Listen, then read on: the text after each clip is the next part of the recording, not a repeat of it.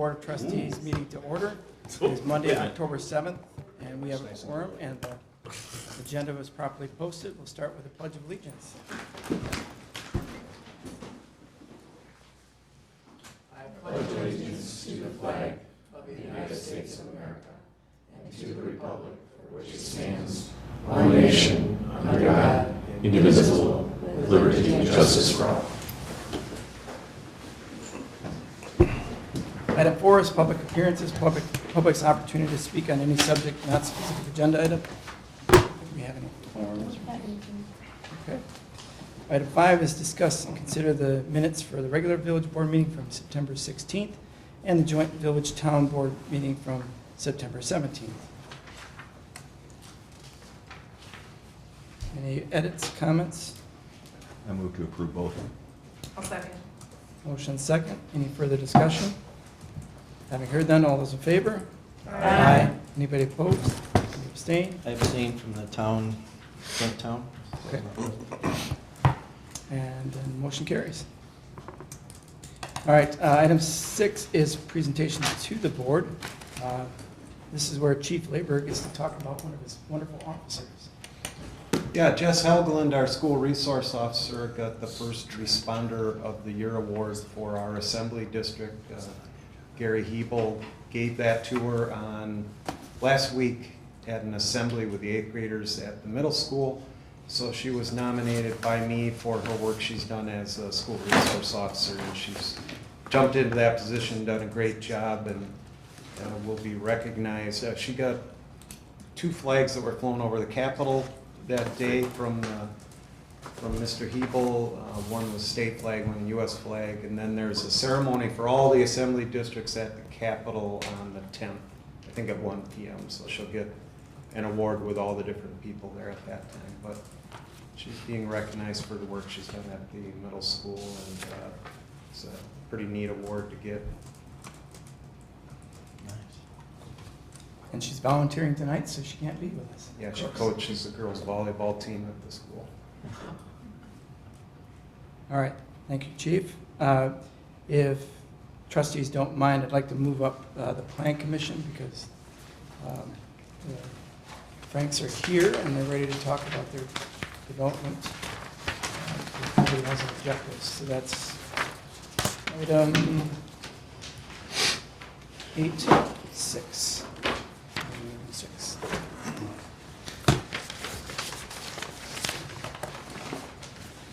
And this is for talking about the precision implementation plan for Cottage Grove Commons. And then they're looking for approval on the certified survey map as well, which were both approved by the Plan Commission. Hi, Craig Frank, here with Corey Frank. And as John mentioned, we're here looking for final approval. We've been in this process a while, and we hope that the process in general has led to a stronger product. I definitely think it has from where we started to where we're at right now. And since our last meeting, we have made some further improvements, refinements to it, and it's to where I think, like I said, in the end, we've got a very nice product, and very excited to hopefully put this in the ground and something that we'll all be able to envision down the short-term road.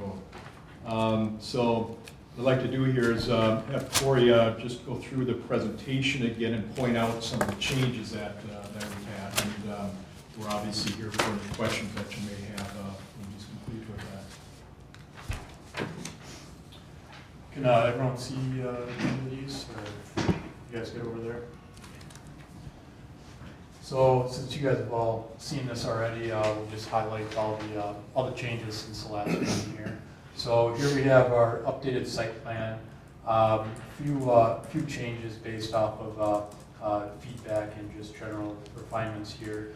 The first being we took out the parking up here at the northwest corner of the mixed-use building. So with that, we'll have a extra outdoor amenity out there. Entrance to the exterior parking off of Gaston here, loops out through, back on the end. With this, it gives proper access for emergency vehicles, which we'll highlight on the next page here. Also, in regards to that, we added additional parking down here versus at the north side. What this does is gives a better turnaround for the emergency vehicles down here, and also adds additional parking to the south here. What we'll have down here is a added outlot for retention, and the reason being on that is we did some soil tests, and the soil wasn't as favorable as we originally hoped. So as far as infiltration goes, we'll be adding in this retention area on this outlot here to the south. Up at the northwest corner of the site here, we brought down the radius of this turn here to make it easier for vehicles to turn in coming from west to east, like we highlighted in the previous meeting. Other than that, we have our trash enclosures laid out here. It'll be 2 for the 4 buildings, 1 trash enclosure here and 1 trash enclosure here. These will be covered in stone to match the facade of the 8-unit buildings here, and also with that they're turned, so all you'll be seeing is a stone. You won't even see the gated entry to the trash enclosure there. So here we have a diagram of the emergency access. So on the county highway end side of the building, it's pretty self-explanatory. You come in at the north here, loop around back onto end here. And then here's where we added the additional parking to, for one, give parking access on the south side of the building here, but it also helps in turnaround for emergency vehicles here. And here we have highlighted how a fire truck, for example, would back up into the additional parking entrance area and easily be able to exit the street there. As far as construction plans go, we kept with the same floor plans that you saw at the last meeting. The only difference, however, comes on between the 3rd and 4th floor. I want to go down to that. So what we actually did is we added a additional leg of parking structure. So if you go up one more there. So this would be the 3rd floor here. So originally we had the top capped off. So you would have no parking right here, and then the parking structure would end here on the 3rd floor. We now added another ramp going from the 3rd to 4th floor. So we'll have parking on both sides, adds additional 30 or so parking stalls. So we actually cover the parking requirements for this building all within the structure. We have 213 interior parking stalls, which is, I believe, 10 or so more than the requirement. And on top of that, we have an additional 54 exterior stalls as well. So all parking more than covered in this scenario. And then if you go up to the 4th floor, this also allows us to continue to utilize the remainder of the 4th floor as an outdoor amenity for the tenants. And here we have updated elevations. Colors don't quite come through on the computer screen here with the high resolution of it here, but you got the printout there, which is a lot closer to the actual colors. And we also brought the material samples, which will give you a true idea of what the colors would be. Here we have the north side, the west side elevation. We also, this is a commercial frontage on and the east side elevation, I should say. You can't tell on this picture here, you can up here, but we added additional brick on the front to the commercial facade versus before it was flat panel siding. We feel this will give a much richer look to the commercial area there. And here we have our color palette. So material-wise, we'll have a light tan, cream-colored brick, and then the majority of the exterior will be our hardy plank lap siding. Evening blue is the color on that you see up here, and then a iron gray, darker gray accent at the decks and deck dividers, and then we'll have flat panel Arctic white flat panel hardy board sign mixed in as well. And here we have the 8-unit floor plans, the 4 8-unit condo buildings on the west side of the property. As you can see here, 2 parking stalls per unit with private entry staircases up to each unit. And here we have the first floor open layouts up to the second floor living area here. So what we have is a mix of 2-bedroom plus den, and 3-bedroom units, give a nice variety. And here we have the east elevation that'll be fronting the proposed street. And with that, it'll be different colors as you see up here, but still blends in real well. And so you have a nice differentiation between the mixed use and the condos, but still blend together real nice. Here we have updated elevations reflecting those colors. What it would be is every other building. So the first building would be the one you see up here, alternating with this color scheme, basically keeping the same colors but flip-flopping the main color to give differentiation between buildings versus all 4 being exactly the same. Here we have the color palette for the 8 units. What we have here is a stone versus brick to give a little differentiation. Similar in color, but it'll still stand out as being slightly different. And then here we have our color palette with the sidings and our shingle colors here. And that does it. Anything else to add? No, I think that pretty well sums up what we have for project here. Like Corey pointed out, we made numerous revisions. The parking I feel real comfortable with right now, and that you can never have enough commercial parking, it seems like, and we have that 30 stalls exterior that we'll be able to utilize, but also now some internal stalls that will actually be able to accommodate even more than we originally thought. So again, I think we have a nice product here, and hope for the approval, and we're of course here for any questions at this point. Just 2 questions on the condos. Is it one shared garage for all the units in the building, or do they have separate garages? So it'll be heated underground parking. That covers So, both. yep, so what you see on the east elevation here, this is the entrance to the Yep. underground parking. So you have the 1 garage there, and then each unit will be getting 2 stalls within the parking structure. Okay, great, thanks. Second question is with the additional parking and the turnaround, is the fire department, they reviewed this and They've got a copy of it. We haven't seen that yet. That was one of their initial comments, was making sure the vehicles got through, and I think this is an improvement of the first version.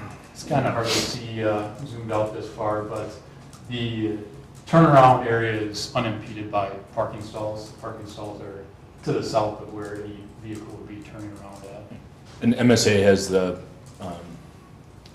specifications of the trucks, so they understand the turning radius and that sort of thing. So that's all been reviewed. Sure, and that's what our 2 additional slides portray here. So should be in good shape there. Another item that we added to help as far as potential traffic issues too is on the north side of Gaston, we'll be adding this little area here of pavement to allow for vehicles to go around if there's any traffic of vehicles turning onto, it should be down to here, turning into our parking. That should eliminate that there is a concern regarding that at one point too. So.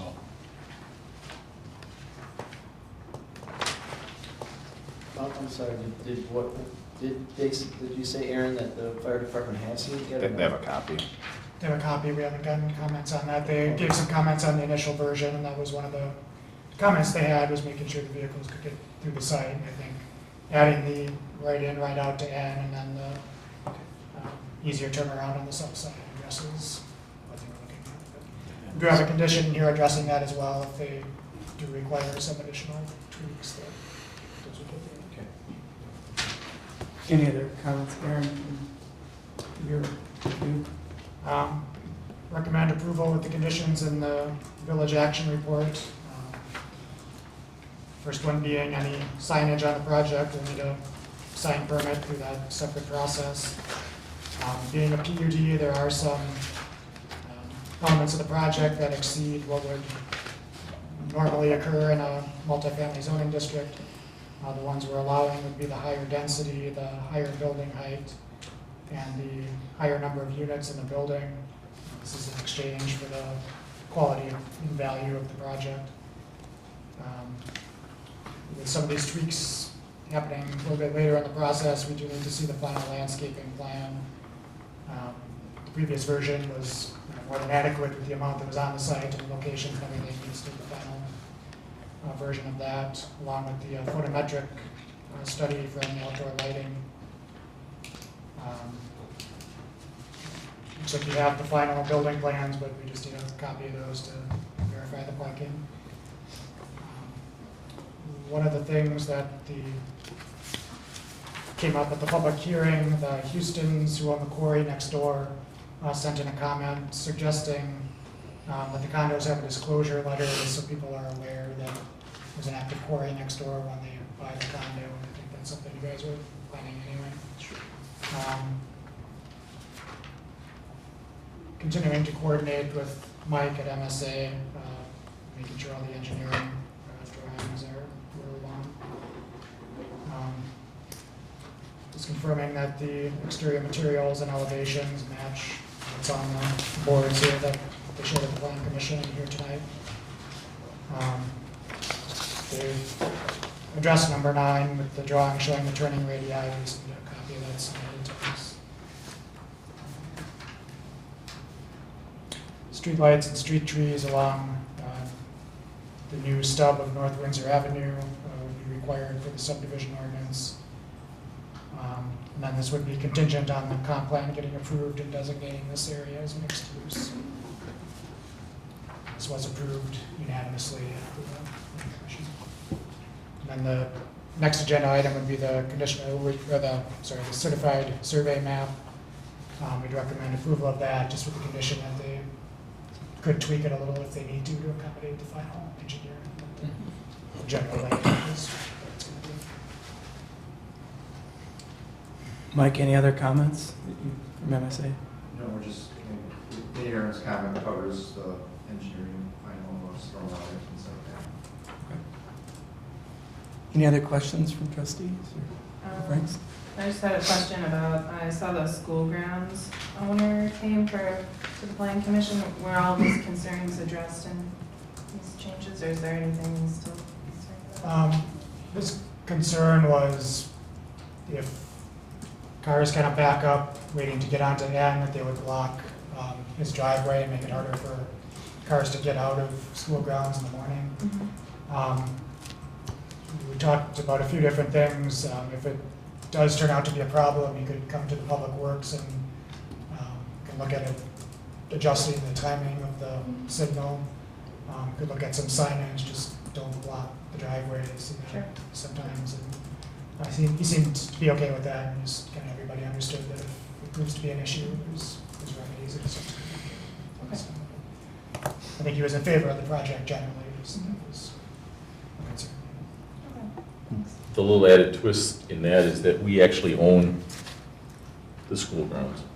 The village does. Oh, really? Yeah, and then we're selling it to him on the land contract, so. See what you miss when you aren't here at Plan Commission? That's right. Thanks, that's interesting. Any other questions, comments? Can you just help me, so precise implementation plan, what exactly, is there a plan that I'm missing? Or is it a implementation plan, like step 1? The whole submittal is the plan, This basically. whole shebang, You have to okay. Build it according to all of the documents they submitted. So is this like a final plat review, but it's not a plat because it's a building project? It's more similar to the site plan process, it's just more elaborate because they are seeking these exceptions to the zoning, so it was a 2-step process. We had Okay. the general development plan last time, and then this is the precise implementation. Okay. It's all part of plan unit development, zoning, and it's just a two-step process, which ends up being 4 total meetings, and actually 5 when you add in a neighborhood meeting, and 6 if you add in a conceptual meeting. So it's just meant to provide additional review, and as Craig referenced it, the goal is to hopefully help have a better plan by the end of it, because it's had more review, more eyes looking at it. So this is essentially the last time these guys will have to come visit us at the board? I mean, they could come one additional time. We'll have a developer agreement. They wouldn't necessarily have to be here for that, but that'll be at either the next meeting or the first meeting in November. Okay.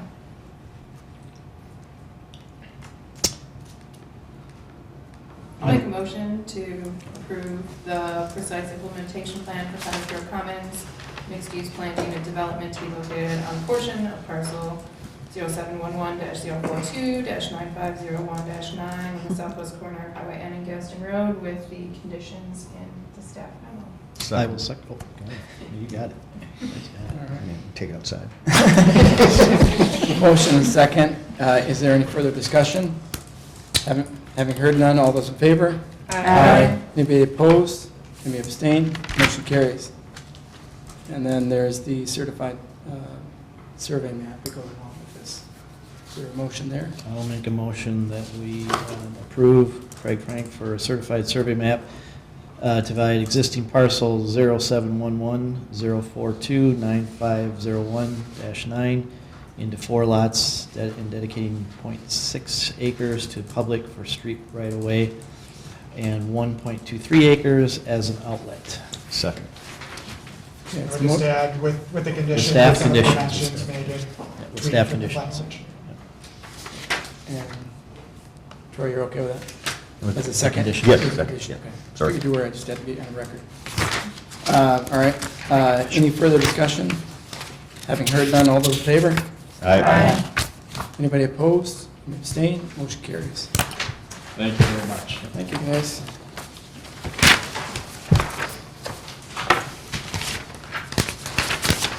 All right, moving back in the agenda then, as we skipped ahead, we'll skip back behind, just to make everybody on their toes.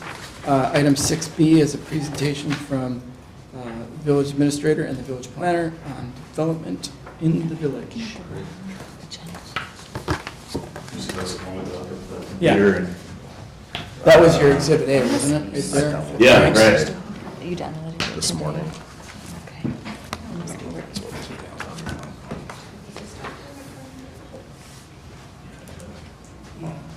Okay.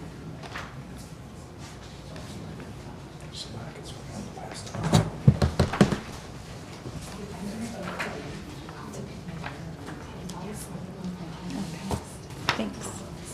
I was definitely on a different version. Yeah. Was that what we held out? No, the one that I was on was the one that was, that if you click download in the packet. Oh, Downloaded this morning. So you can grab it later. I must have. Yeah. hey, guys, can Does it got a- Yep, just a moment for to make things interesting. Yeah. Mine's not that too. Is it, okay. We have item 7A, we have Paula's here, but she has a requirement to be out of here in a little bit, so if we can let item 7B sneak in there before item 6B, this will make your notes just fine, won't they? And this is discuss and consider a parade route for Christmas in the Grove, which is coming up before we know it. I'm going to abstain from this conversation and Okay. vote since I'm on the Christmas in the Grove committee. Okay. So everybody knows. Please. Okay, so, sorry. No, that's all right. Eric's at the fire department, I'm here, and one of us has to leave and get early from volleyball. So what we're looking at doing that's just a little different this year is we're looking at moving the parade route off of Main Street going to the fire station, and instead, still starting at Cottage Grove School, and actually ending the parade route at the Marketplace Shopping Center, the Piggly Wiggly Shopping Center. Back when I moved in the village 16 years ago, that's the route that the parade took. One difference I would suggest is at that time, they would only close 2 lanes of traffic and leave 2 lanes open. And I'm requesting that we actually close all 4 lanes of traffic because my heart just watched kids running out for candy and that nightmare. So it is on Friday, December 6th. And again, it's an evening parade. We'd be looking to close BB for 20 to 30 minutes, shorter if it's colder. I did talk with, or email Chief Labor about that. He didn't seem to have concerns. Originally, I had asked about keeping the road closed longer for traffic to go across the street, and that was not a keen idea, so we've kind of scrapped that. So again, we'd only be closing that thoroughfare just for the time of the parade. So that is my request. And quick question, what was the thoughts around why that is a better route than? So two reasons. That route actually has more businesses on it, right? And this is a chamber-sponsored parade. Sure. 2, it's a new road. 3, we're also in need of a different place to host the tree lighting. So the fire department was not interested in doing the tree lighting there. And to be honest, the parking and such out there was a little bit of a nightmare as well. So between, the shopping center, by New Shepherd across the street, there's plenty of parking in that area. And then we're looking at doing the tree lighting in that patch of grass, kind of between Banks on Prairie and Piggly Wiggly. And also having it accessible to the public, where we have a tree on the ground that people can actually see. It's not higher up, and we may even do some tree decorating or something creative with that as well. But the first step before we make any of those plans was to make sure that the village board was okay with the idea of us closing BB. I move to approve the Christmas in the Grove parade route. I'll second. Motion second. Any further discussion? Chief, I'm assuming there's no concerns there? No, it's kind of a horse apiece, blocking Main or blocking Cottage Grove Road, so I might as well try Cottage Grove Road. And you're right, it was just repaved. It's got nice crosswalks on it. Should be probably even a little safer, no hill. So I like it. Okay. There are less intersections too, so typically the police will shut off, obviously, both sides, and then we'll use our chamber volunteers to actually man the streets along the route. So they'll kind of do like the fire department does, where they pull their vehicle, kind of block the road, have the high vis gear on, and do that. Yeah, and I think that route too gives people opportunity to get around if they don't want to wait in traffic and divert it into the neighborhood and cross like Sandpiper or things like that. All right, any further discussion? Having heard none, all those in favor? Aye. Anybody opposed? East and older. Abstain. Eastern. One abstention. I knew it was coming. Thank you, Paul. Thank you very much. Where is it? All right, then we'll shoot back up to item 6B, which is a presentation from the village administrator and village planner on development in the village. Thanks. As many of you probably noticed recently, our meetings have been getting, our board meetings and plan commission meetings have been getting longer and longer, but the good news is most of that's due to development-related projects and approvals. So we'll try to keep this to under an hour.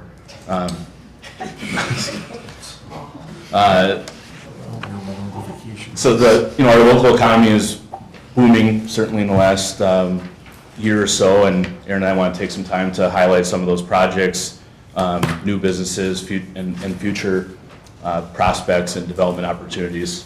So Aaron's going to get us started by tonight by giving us an overview of projects that are either ongoing or have been completed in 2019, and then I'll conclude by summarizing development that we hope to see in the near future. And then it's also a good opportunity, as you can see with this picture here, to showcase some of the drone photography that we had done working with the CDA to highlight some village development. So with that, Aaron.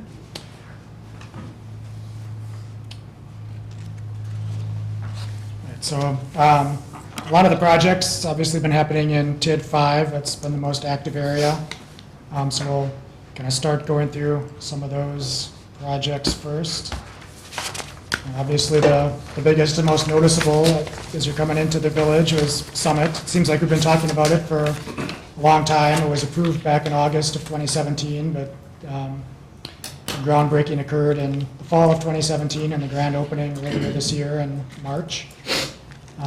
Just a reminder, it's about 190,000 square feet if you include the underground parking.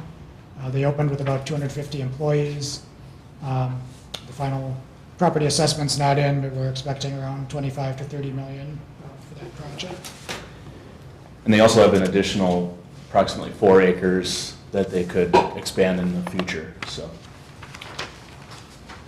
Summit, certainly with a project of that size, they're a big reason why a lot of these next projects came in afterward. For example, Jimmy John's, the site plan was approved back in 2018. They had the ribbon cutting again earlier this year in March.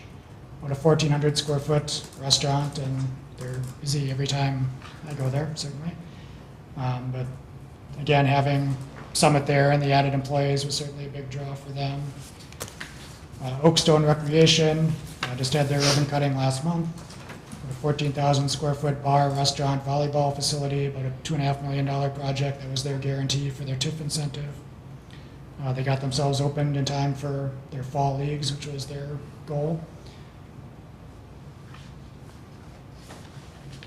Then, obviously, Grey Wolf purchased the former Cadorsey building, and I've gone a long way to getting that building filled up. BB Jack's had their grand opening back in August. Soul Song, Yoga, and Music. If that sounds familiar. They had a conditional use permit approved to operate out of their home earlier this year, and basically just outgrew that as an option and started renting space here in the Grey Wolf building. And then Grey Wolf has also just moved their headquarters from Sun Prairie into this building as well, and they're open. So restaurants and entertainment options were the two things that we heard most that people wanted here in the village, and really in the wake of Summit, we've been able to add both of those. The entertainment component with the volleyball, and BB Jack's at the game room, the yoga. And Madison window cleaning, that was another groundbreaking back in September. All the way back. Yeah. A 90-plus-year-old family business that was formerly located in downtown Madison and now making their home out here. They were under a very tight schedule, which both their designers and the village approval process were able to accommodate. So the slide is already out of date because we moved the agenda around. It's not pending approval. We just approved it. Out of the present. But Cottage Grove Commons, about 100 plus, I think 106 was where we ended up. Multifamily residential units, high-end luxury type units, and then the 32 condo units would be more of an entry-level price range, kind of unique for new construction here in the village. And again, all of this in TID 5 within walking distance of some of the new restaurants and employers in the Commerce Park. A few things still happening in the old business park as well. Cottage Grove Storage. And another local resident who started a business a few years ago and is already expanding it, added 4 more buildings to the site. He'll be constructing those shortly. The site plan was approved back in September. And then Downdrin's Distilling. We just approved their conditional use permit back in August for their tasting room. Another family business that is unique within the village and I think has some potential as a tourism draw as they keep growing in their space. A couple of new institutional projects as well. Obviously the Monona Grove Elementary School out on the west side, about 128,000 square feet for grades 3 to 5. We approved that site plan back in July. The developer agreement is still in progress. And then the long-awaited rugby clubhouse got their site plan approved back in August, and they're anxious to get started as well. The clubhouse, along with the splash pad and Miracle Field, is really going to reshape what's going on down in Locken Park as well. And then residential projects as well. Just to kind of put this in context, from 2009 to 2018, the village created 117 new single-family parcels. 87 of those happened in 2013 with the West Lawn 4th edition. So a lot of pent-up demand, because that's obviously a pretty low number for that stretch of time. So this year we had 157. That's 100 in the West Lawn 5th Ave and 57 in Shady Grove. Also Quarry Ridge, Nate Snyder purchased that from the former developer and has gotten going on the next phase of that development. And then West Drumlin was the smaller 10-lot subdivision on the former school district parcel on Damascus. Those were technically approved last year, but a lot of those houses are being built this year. Can you give that number again? You said 100 and something between 2009 and 2017? 117. 117? Yeah. Between 2009 and 2017, did I get that right? 2009 to 2018. 18, okay, thanks.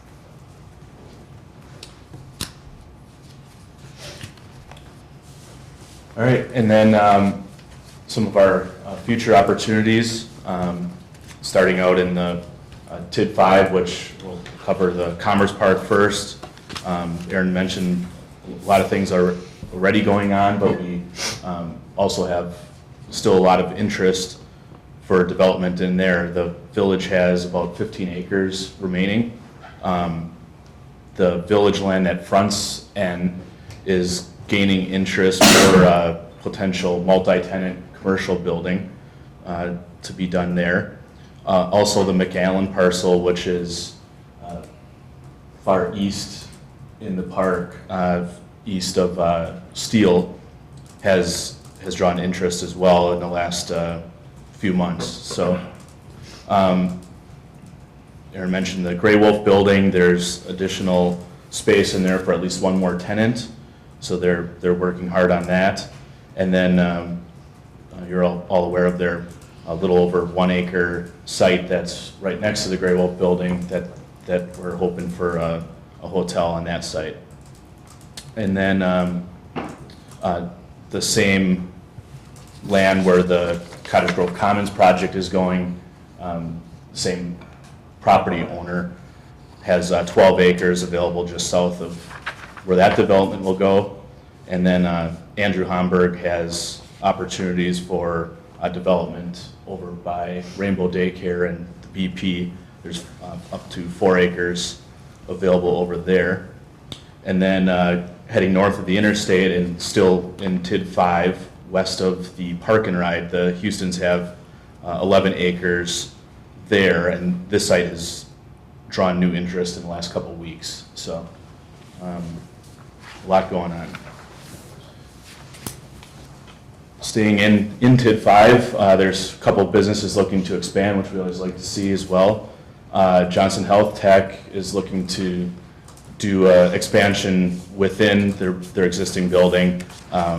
They don't have as much of a need for warehouse space now, and they'd rather have office space, so they're gonna be working on that. And then with hopes they're working with a consultant to work on some additional parking on their site. And then Atlantis Valley is also looking into options. They just finished their building a few years ago, and they're looking into options to expand that building. And then last year, as you all know, we created 3 new TIF districts. Start off in TID number 8, and this is a mixed TID. There's some residential properties that Homburg owns. There's about 17 lots, which is the Coyle South area. It's the final phase of that development. And then there's commercial sites on both the north and south sides of Cottage Grove Road. Probably most notably so far, the Kevin Metcalf parcel, which is in between Court Crossing and Sandpiper, has drawn interest from the developer moving out, which is coming with a concept to discuss a mixed-use project that would have workforce housing and then a few thousand square feet of some form of commercial space.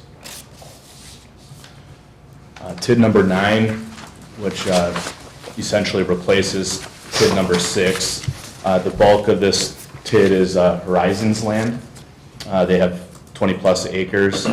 And then the TID also crosses BB to the north to cover Stoddard's, New Tech Painting, and the residential properties as you move on forward to the intersection. And then the TID extends west along the south side of BB to cover the strip mall. And then ultimately it ends back north of Cottage Grove Road, covering the old UW Clinic, which was just recently purchased, and we'll have a new dentist in there, as well as a dental lab company. So a couple of I mentioned the Horizon project, but there's also opportunities that the CDA plans to discuss in the future, which are redevelopment opportunities, because you'll see the reason for including properties like the strip mall or even the residential properties towards the intersection is to potentially look at redeveloping those areas in the future. And last but not least, with the new TIDs is TID number 10. TID number 10 has about 300 acres of available land. It's one of the largest development sites with interstate access in the state, so a huge opportunity for the village to get a large-scale business headquarters. Could be combination offices, light industrial, great opportunities for warehouses and logistics type users. Right now, Gray Wolf is working on a master plan for this land to figure out essentially the engineering aspects of how best to get these sites development ready.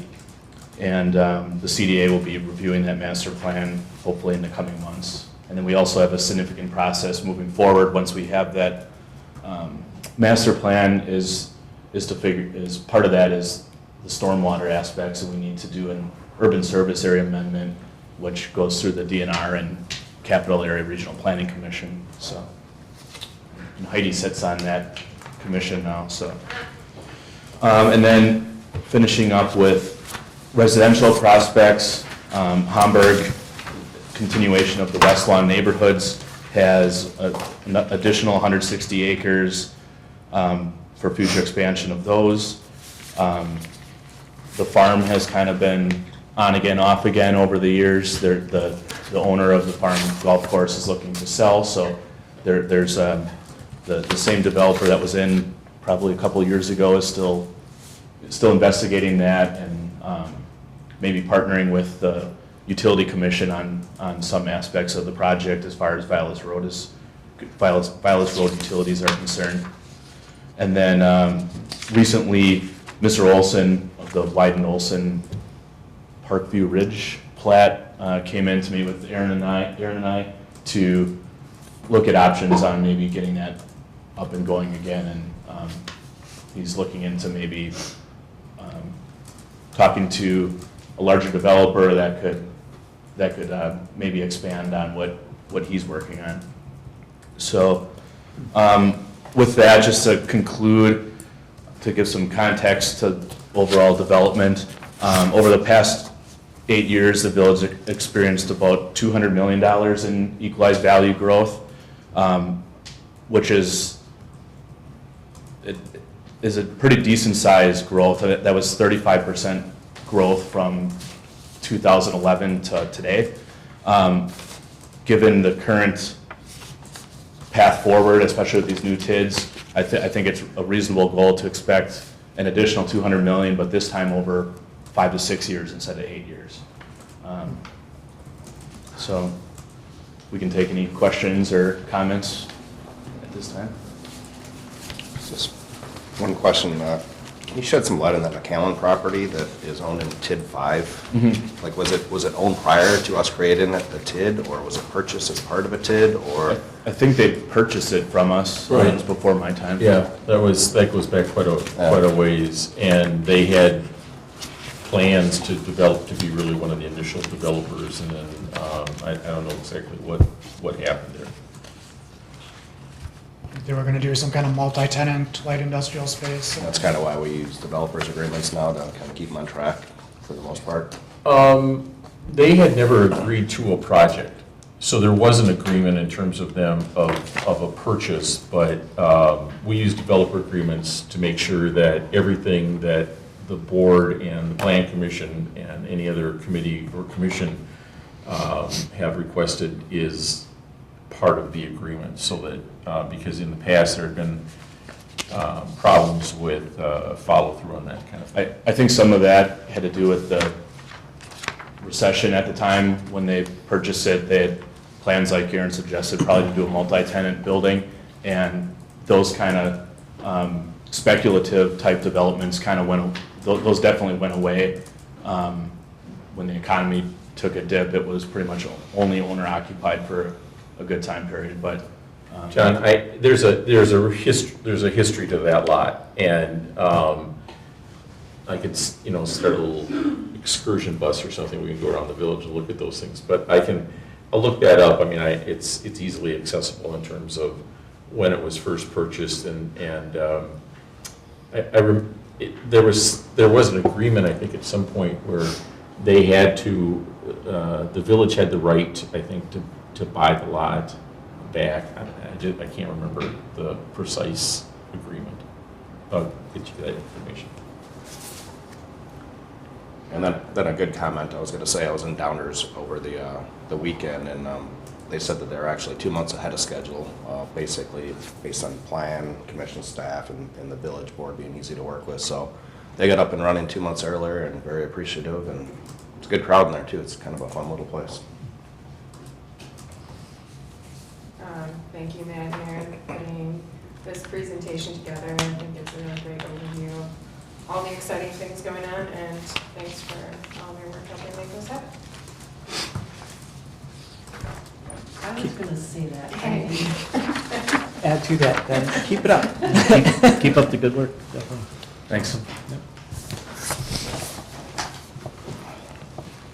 All right, then we'll move on back down to item 7B, discuss and consider operator's permit application for licensing year July 2019 through June 2020 for Rebecca Chase, Erica Estray, Yvonne Allen, Emily Jackson, Caesar Lopez Pennies, Tyler Albers, and Sam Schneider. Okay, getting the, I just have a quick question. Do these folks have to wait for our approval to start? They get a provisional Okay. license, so they can work underneath another operator. Okay. While they're they waiting. can't work alone. Right. Yeah.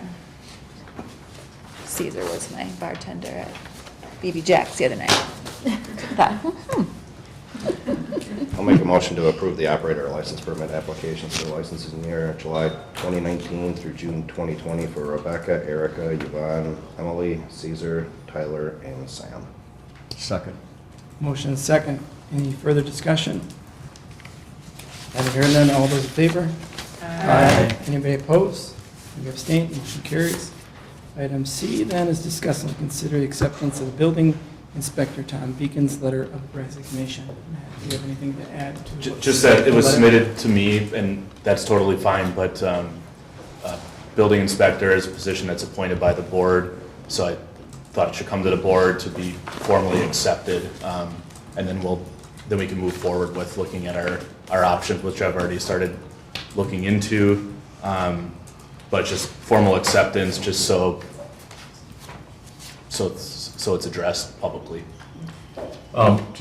John, I just wanted to, in case anybody wanted a review of that, is that we have a building inspection department, but that's basically been Tom. So this is a chance for us to look at that and also the language in the ordinances. And then it outlines the duties, and the contract term, he's fulfilling that in terms of terminating the agreement, giving us 90 days notice, and if there's an issue, I assume that if there's an issue in terms of getting everything cleared up by that time, that we can work out some kind of temporary thing too. And he'll continue So just that even if he's done that day, but if the day before he's issued a permit, he'll be the inspector on that project until those things are done. So he'll have responsibilities probably well into the next year. Yeah. But that's common for building inspection to have kind of a phased in where a building inspector issued a permit continues to do the inspections on those projects, and then anything new goes to the new, likely a firm for us. We're looking into look what other communities have done, and it's generally for our size community, when we have a lot of projects going on like we do now, it could be a year where it may work to have an individual employee even do it, but the danger with that is a year where you don't have much development, and then you're paying someone a salary and there's nothing for them to do. So generally speaking, it's a company that handles it. Plus, you're also looking at an individual that has a whole host of certifications which they don't exist. Yeah. How long has he worked for the village? Was he here when you were here? Yes. Back here? Tom Beacon was my high school, as a freshman, industrial arts teacher, of which I only successfully completed a quarter. So he's been out here a long time. I've been here 38 years, I think, and he was here when I got here. So I'm now like a classic relic, whatever word you want to use. Well, I will make a motion to accept the Tom Beacon's letter of resignation, and I just want to say that I'm appreciative for all his years of service to the village. Second. Motion and second. Is there any further discussion? Having heard none, all those in favor? Aye. Anybody opposed? May abstain? Motion carries. All right. And then Matt, you'll be getting back to us with some options. You're not talking Yep. about that yet. Okay. Discuss and consider a dog license fee. What's the? There was a memo in your packet, I believe in there included the email that we received from Dane County. Basically, it was just a notice that they are looking to increase the dog license fees in order to balance their budget for the Dane County Humane Society. So we're looking to increase ours by that same amount. So we still get $625 for license? Correct. And this will take effect January 1st in the new licensing? Yeah, assuming that Dane County is going to pass their ordinance, you might have the inside scoop on that? No inside scoop. Okay. I only heard it through the grapevine before it was on our agenda. So, Yeah, so assuming that Dane County passes that, then it would be as of January 1. But we wanted to get out ahead of it so we could let residents know if that was the case. So if it's passed tonight, then you'd put it like on our website and Facebook just to give people a heads Yeah, up? I think I would follow up with Dane County to see, I think it was going on their next agenda possibly, and if it gets passed at Dane County, then we would make that official notice. You could approve it conditional on Yeah. the county following through. Right. All right, well, I'll make the motion to approve the proposed increase of the dog licensing fee, $5, pending the change by Dane County. I'll second. Okay, motion second. Any further discussion? Having heard none, all those in favor? Anybody opposed? Anybody abstain? Motion carries. Item E is discuss and consider the creation of Taos Emergency Operations Plan. Sarah's been doing a lot of work around here, and she included a memo in the packet, but she hasn't gotten called away yet. Have not. So I think so. take it away. Yeah, so I've been really digging into emergency operations and what it means for a municipality to have an emergency operations plan. And as I've been meeting with the various chiefs of law enforcement, EMS, fire, the village staff, reading the statutes, reading up on what all of the other municipalities in our area and in the state do, I really think it warrants a discussion here on, is our current practice the practice that we want to continue?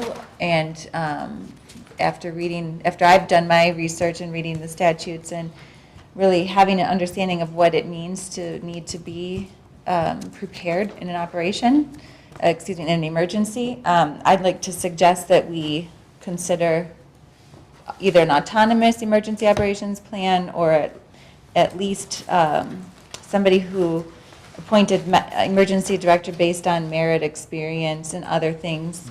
And if the town were to want to join in on that, that would be, we could discuss that. But I'm not sure if you had a chance to look at the memo. Some of the big things that I'll just kind of highlight for me are, we have the responsibility to make sure that we're doing all that we can, that we, in the event of an emergency, we need to make sure that we have a structure in place to minimize loss of life and property damage to residents of our community, and to determine how to minimize the economic loss to persons and businesses. So it's a pretty big task, and there have been, unfortunately, a number of emergencies in our state and frankly in our even county. And the municipalities that do a great job with emergency operations, you never hear the great job they did, but the ones that maybe, if there wasn't such a great job done handling the emergency, those are the ones, that you hear about. And I would hate for the village of Cottage Grove to be in that list. And right now I do feel like we are vulnerable. I think this is a place that, I'm the emergency director, so I totally am saying that you're vulnerable having me at the helm of the emergency director, because I have training from the hospital side of it, but not in operationalizing an emergency plan for a municipality. So I pulled out the statutes there. You can see what those are. And then I have, like I said, done some research on what other municipalities have done.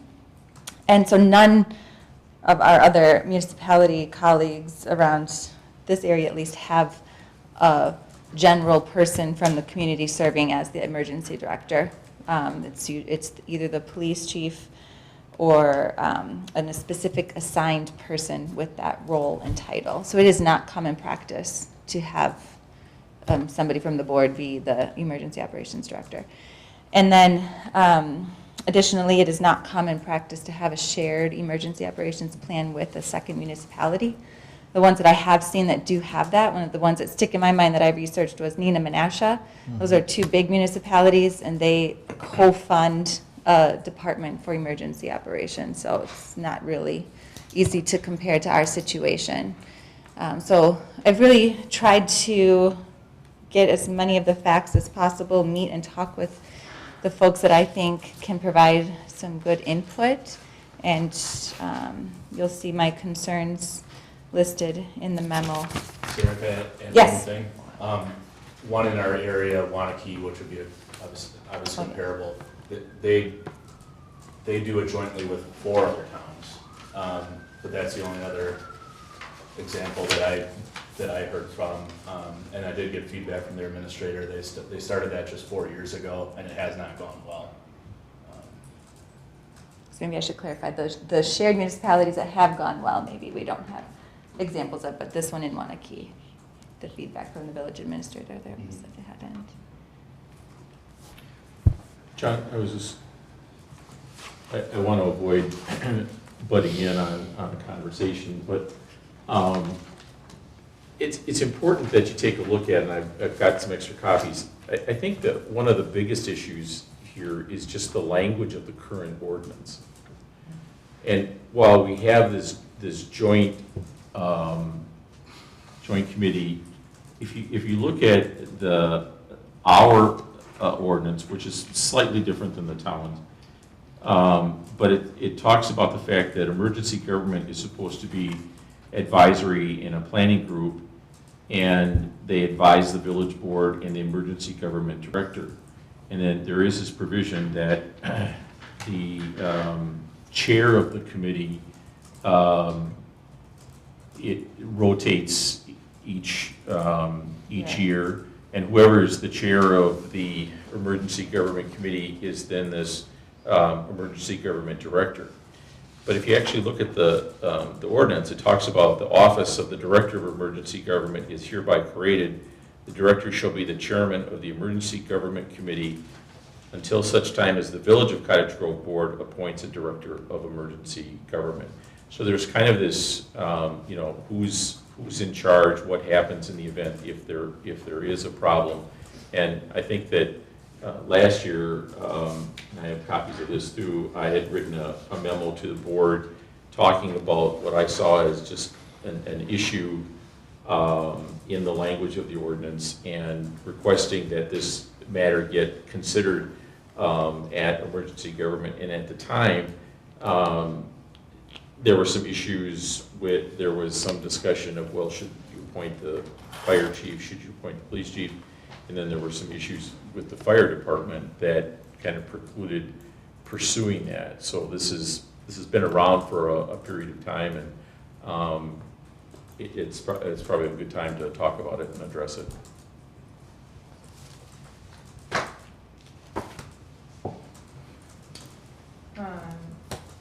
Well, I wanted to, after reading Sarah's memo, really point out that we have a responsibility and a requirement by state statute to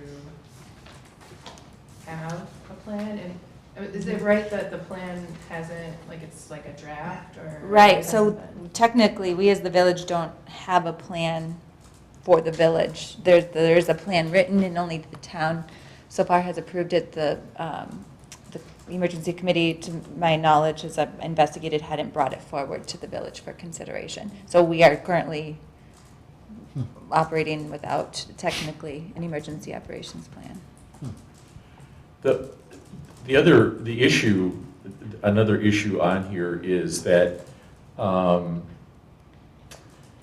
this is kind of a hybrid, and there are some questions in terms of organization, but I'm also concerned if for example, you said, well, now that you're the longest serving person in the village league, why don't you become the emergency management director?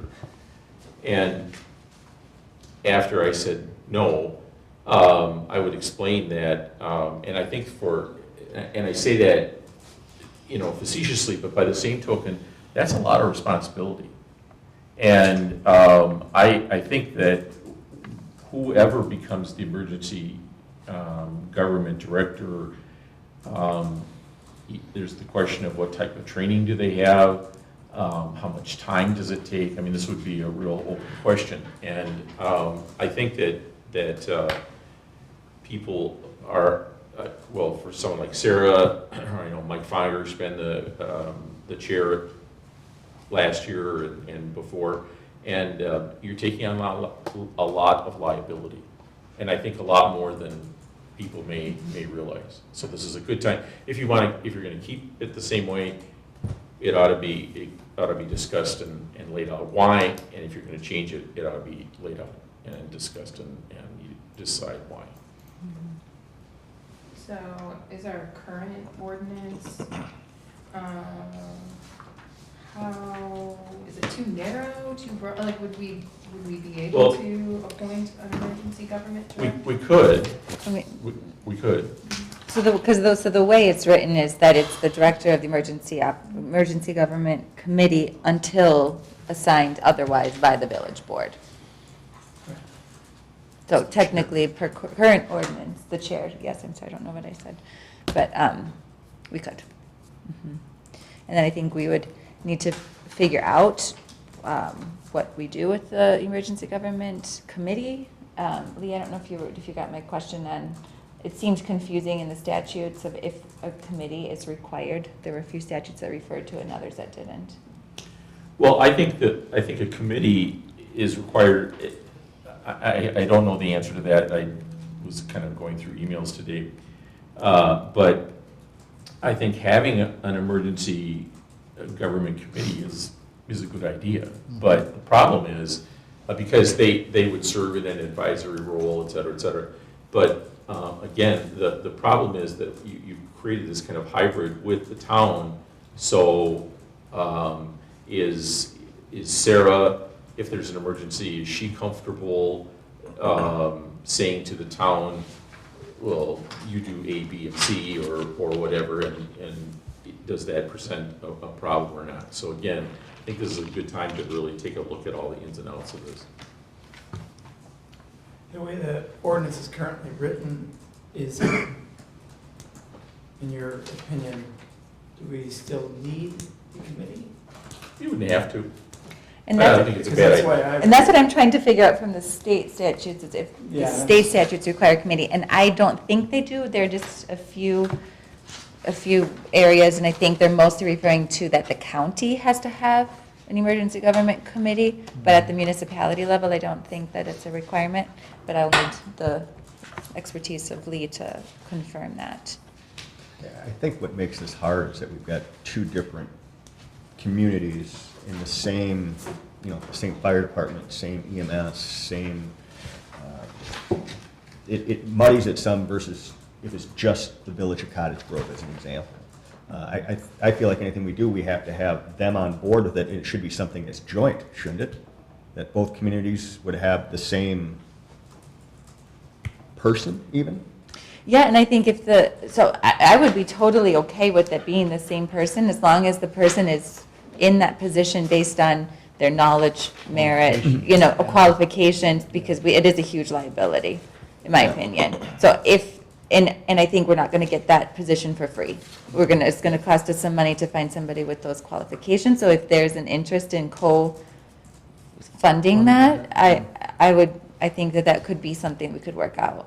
And to take it a step further, is that someone that's within our communities? Are we finding someone on the outside that, now they're going to have transportation coming to us if there's an emergency that they can't get here? I think- it could get complicated very quickly, I think. Yes, and I think we would definitely be able to learn from all of our other municipalities around us that have this position Yeah. and find out what kinds of parameters they put in their position description for that role. Do they have to live within a certain mile radius? Yeah. I mean, right now we have nothing. I mean, when we had that flooding just last week, I was downtown in Monona Terrace and couldn't get out here anyways, even if something were happening because of the flooding, so anyways, it's just, I feel really like we are in a precarious situation if something were to happen right now.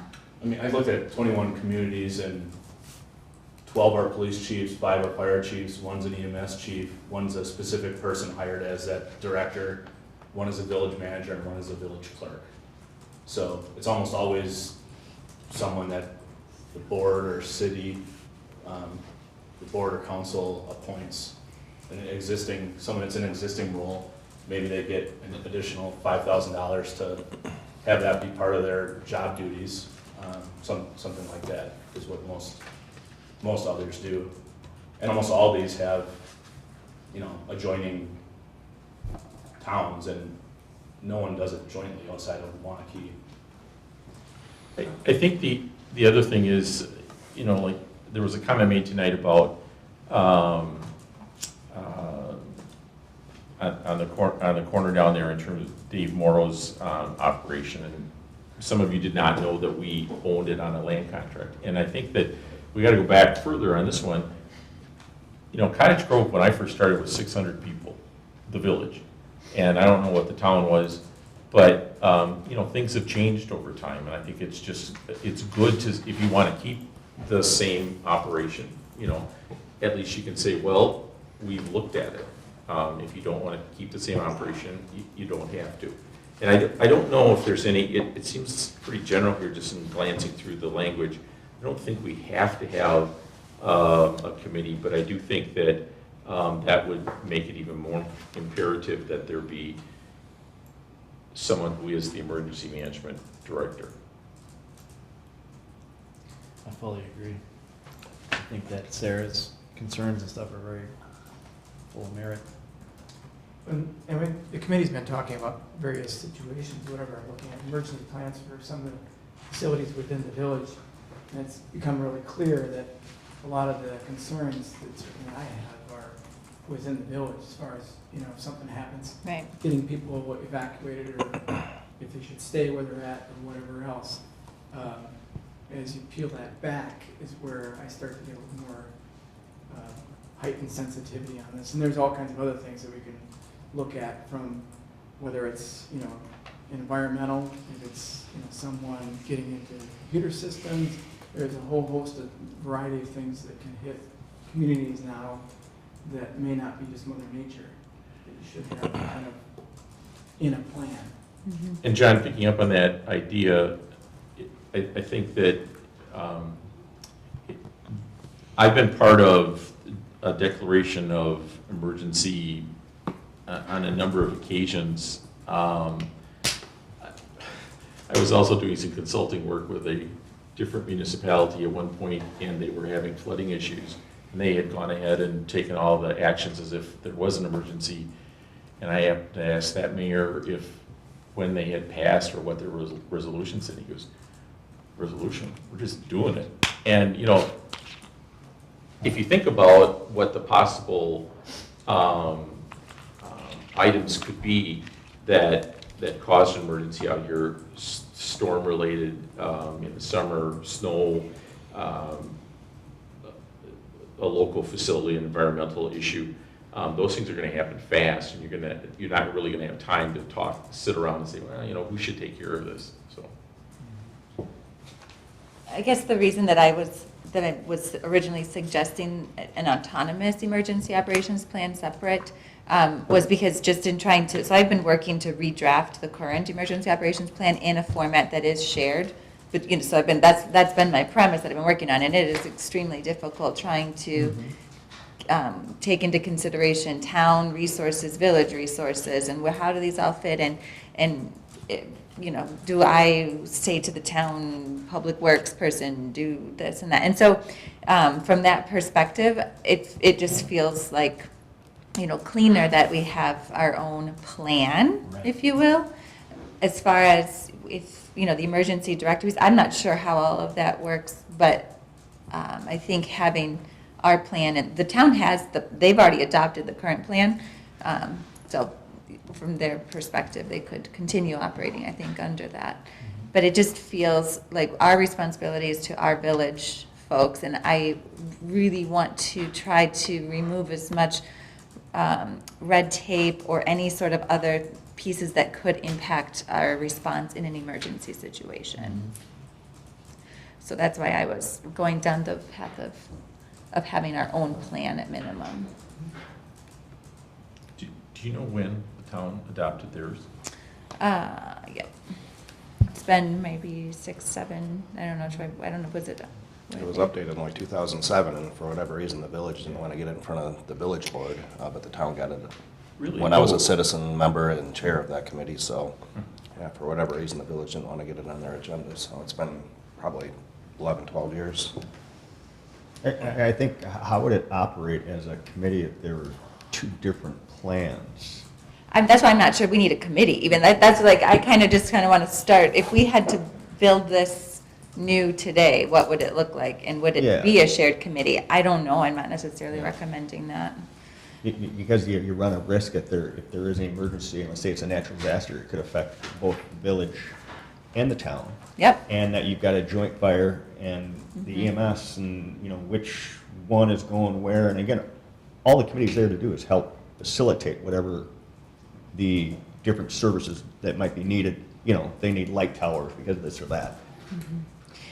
Yeah, and I think that probably in those cases, we wouldn't want the general public committee folks driving in through a storm to get to the emergency operations center anyways to start with. No. And that's exactly those situations that you call in mutual aid, and it's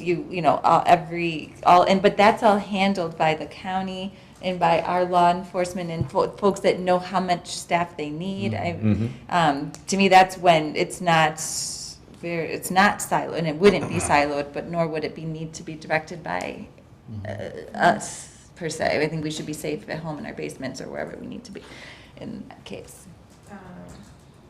Deerfield, I would assume they have their own plan in place and have, Yeah, we since didn't we're hear from joined them.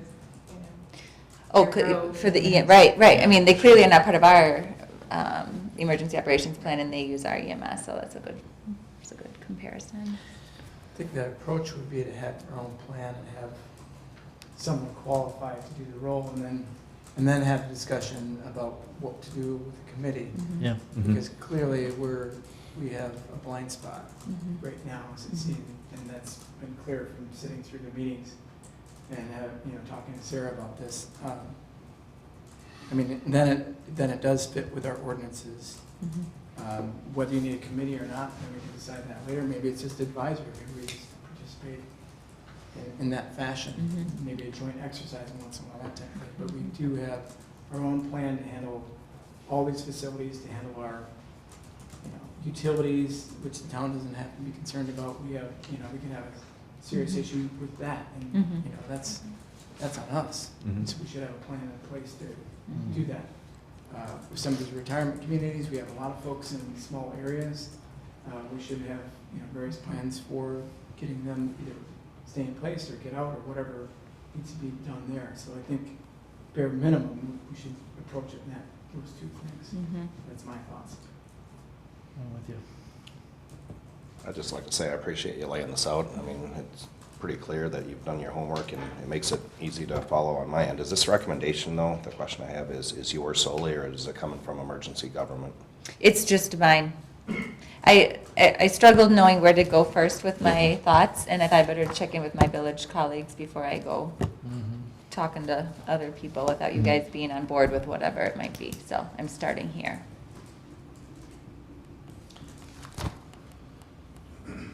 So is it a discuss and consider tonight for creating that? That's why I put commission? it on there, just so that we could prepare to discuss and consider.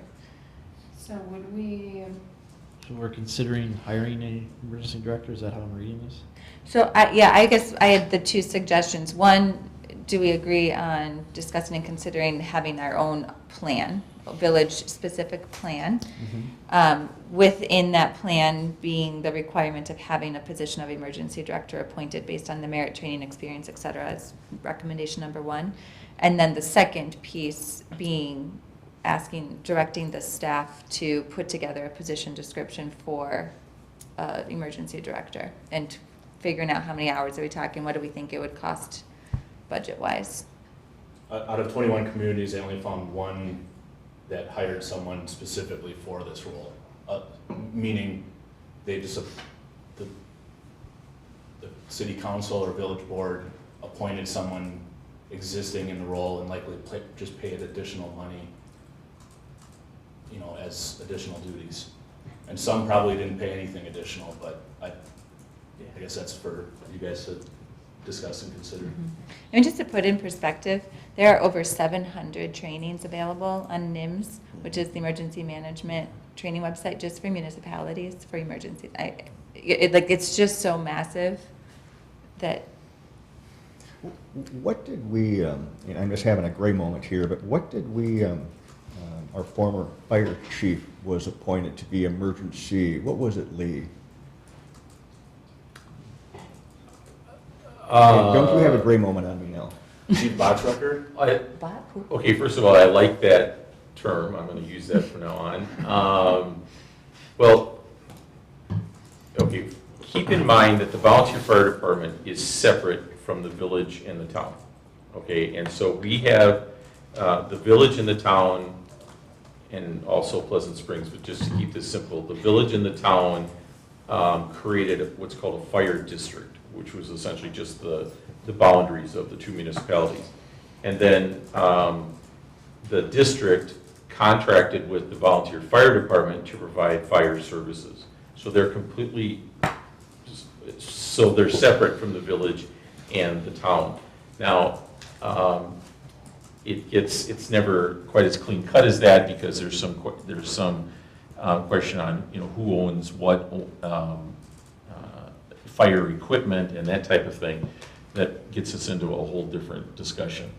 But Bruce was the chief for.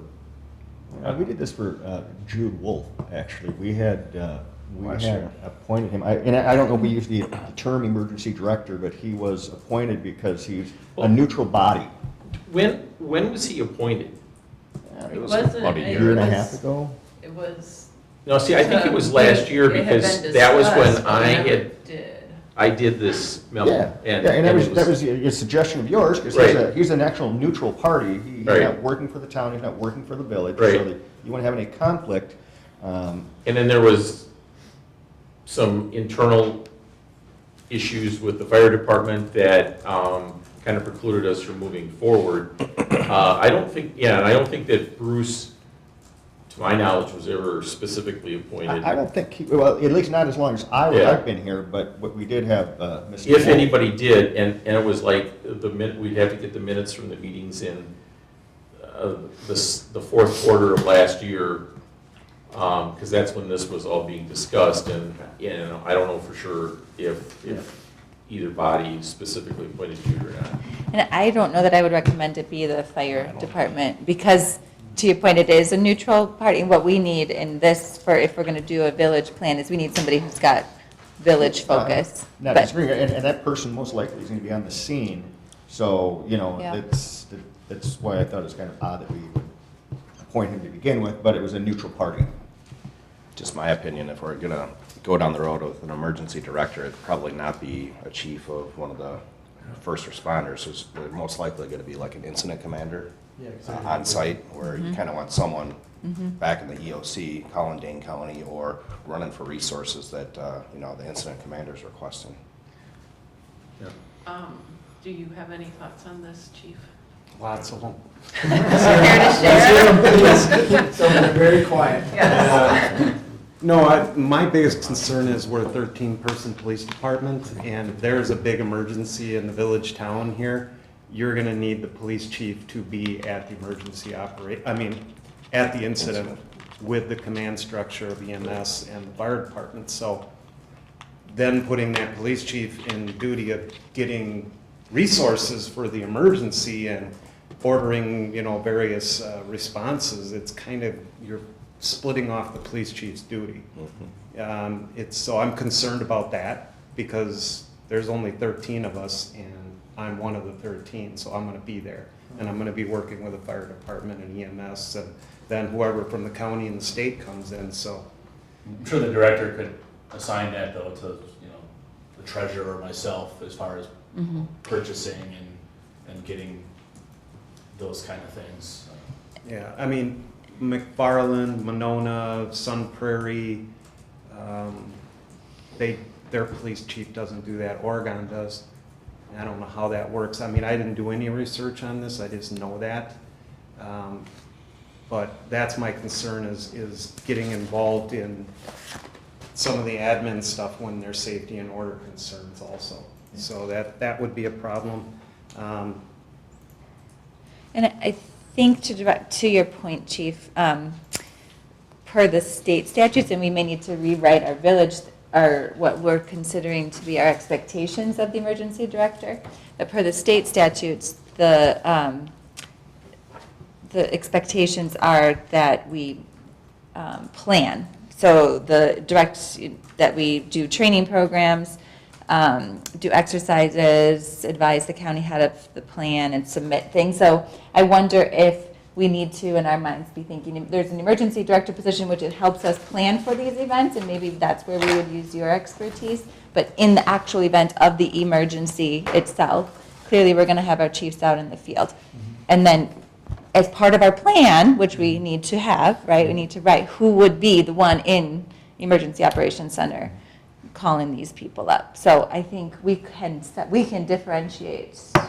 Yeah, the we roles. take place in the various exercises and have Right. throughout the years, but yeah, I just worry about the police chief being put in that position and then, splitting their effectiveness in two different positions and not doing really any good in either spot if they're in the EOC as opposed to out where the incident is. That's my concern. But I'll do whatever I'm told to do, frankly. It's not in my job description, but I would certainly do it if that's the direction of the board, obviously. I think we could separate So those duties. If they're appointed by the village, would they only be involved with a village emergency then? Well, so that's how everything is currently written, which already kind of speaks to if something happens now, there's going to be chaos because if, the town person, but the village president can appoint somebody, but maybe the town, just the whole thing gets a little, There's no clear set plan. Well, I think that crazy. gets outlined in a mutual aid agreement, so the Mhm. town knows how we would respond to help them, and they know, and we know how they would respond to us, so I guess those would be done like separately from this, or it would be addendums to our plan probably. And I'm assuming that we'd obviously be sharing this with the town along the way, so they know what our ideas are and how we would function in emergency. Mhm. Yeah. So- Yeah, I think what we should do is work pretty quick to get something for our village to have as a plan, and determine who we want, even if it's just temporarily who we have in the director position, until we can figure something more out. But I don't want to be doomsday, but stuff happens all the time, and I don't want to assume that the tragedy will wait for us to be well prepared. Well, isn't JJ the weed guy? Couldn't he be the? There you go, emergency- JJ. That's funny because I was thinking the same thing. Congratulations, Sorry. JJ. Took an unfortunate turn. We're not gonna pay Yeah, we all you need time to to do get it. They give you a gas card once in a while. I do- Maybe your own phone. I do like Sarah's idea though of separating those duties and preparing the plan versus the person that actually is doing the administrative functions. So is Well, it, my suggestion was that that person can, you have someone in that role, but they can delegate, so Right. things that depending on what the scenario is that is being addressed, that delegation may change. and you could put some examples in the plan too, decision tree, based on, which is usually what you do, this disaster, this situation. Mhm. Yeah, and it doesn't say that the emergency director has to be the one to make those decisions, I guess, in the moment, like, of the emergency. That is, we can write a plan in plan. place, you won't have. Right, we can write our plan how it makes the most sense for us. Yeah. The statutes are, while they're there and written and feel pretty prescriptive, they're also, I think, open enough that we can do what makes the most sense for us. Yeah, even as a lawyer, the nightmare scenario is that we're handing out copies of the statute and the ordinance for everybody to read while the emergency is going on, so. Right? Yeah. As you go prepare for all the lawsuits, you mean? Well, no, again, it was, the first time that this was brought up was like, well, this is an attack on emergency government, but it's really not. It's just, It's being please smart. read the ordinance. Please tell me where, if you think that there's an issue. And I actually read this on the plane back from being out east. And, I was glad to see that the issue was brought up because I think it's something we ought to consider.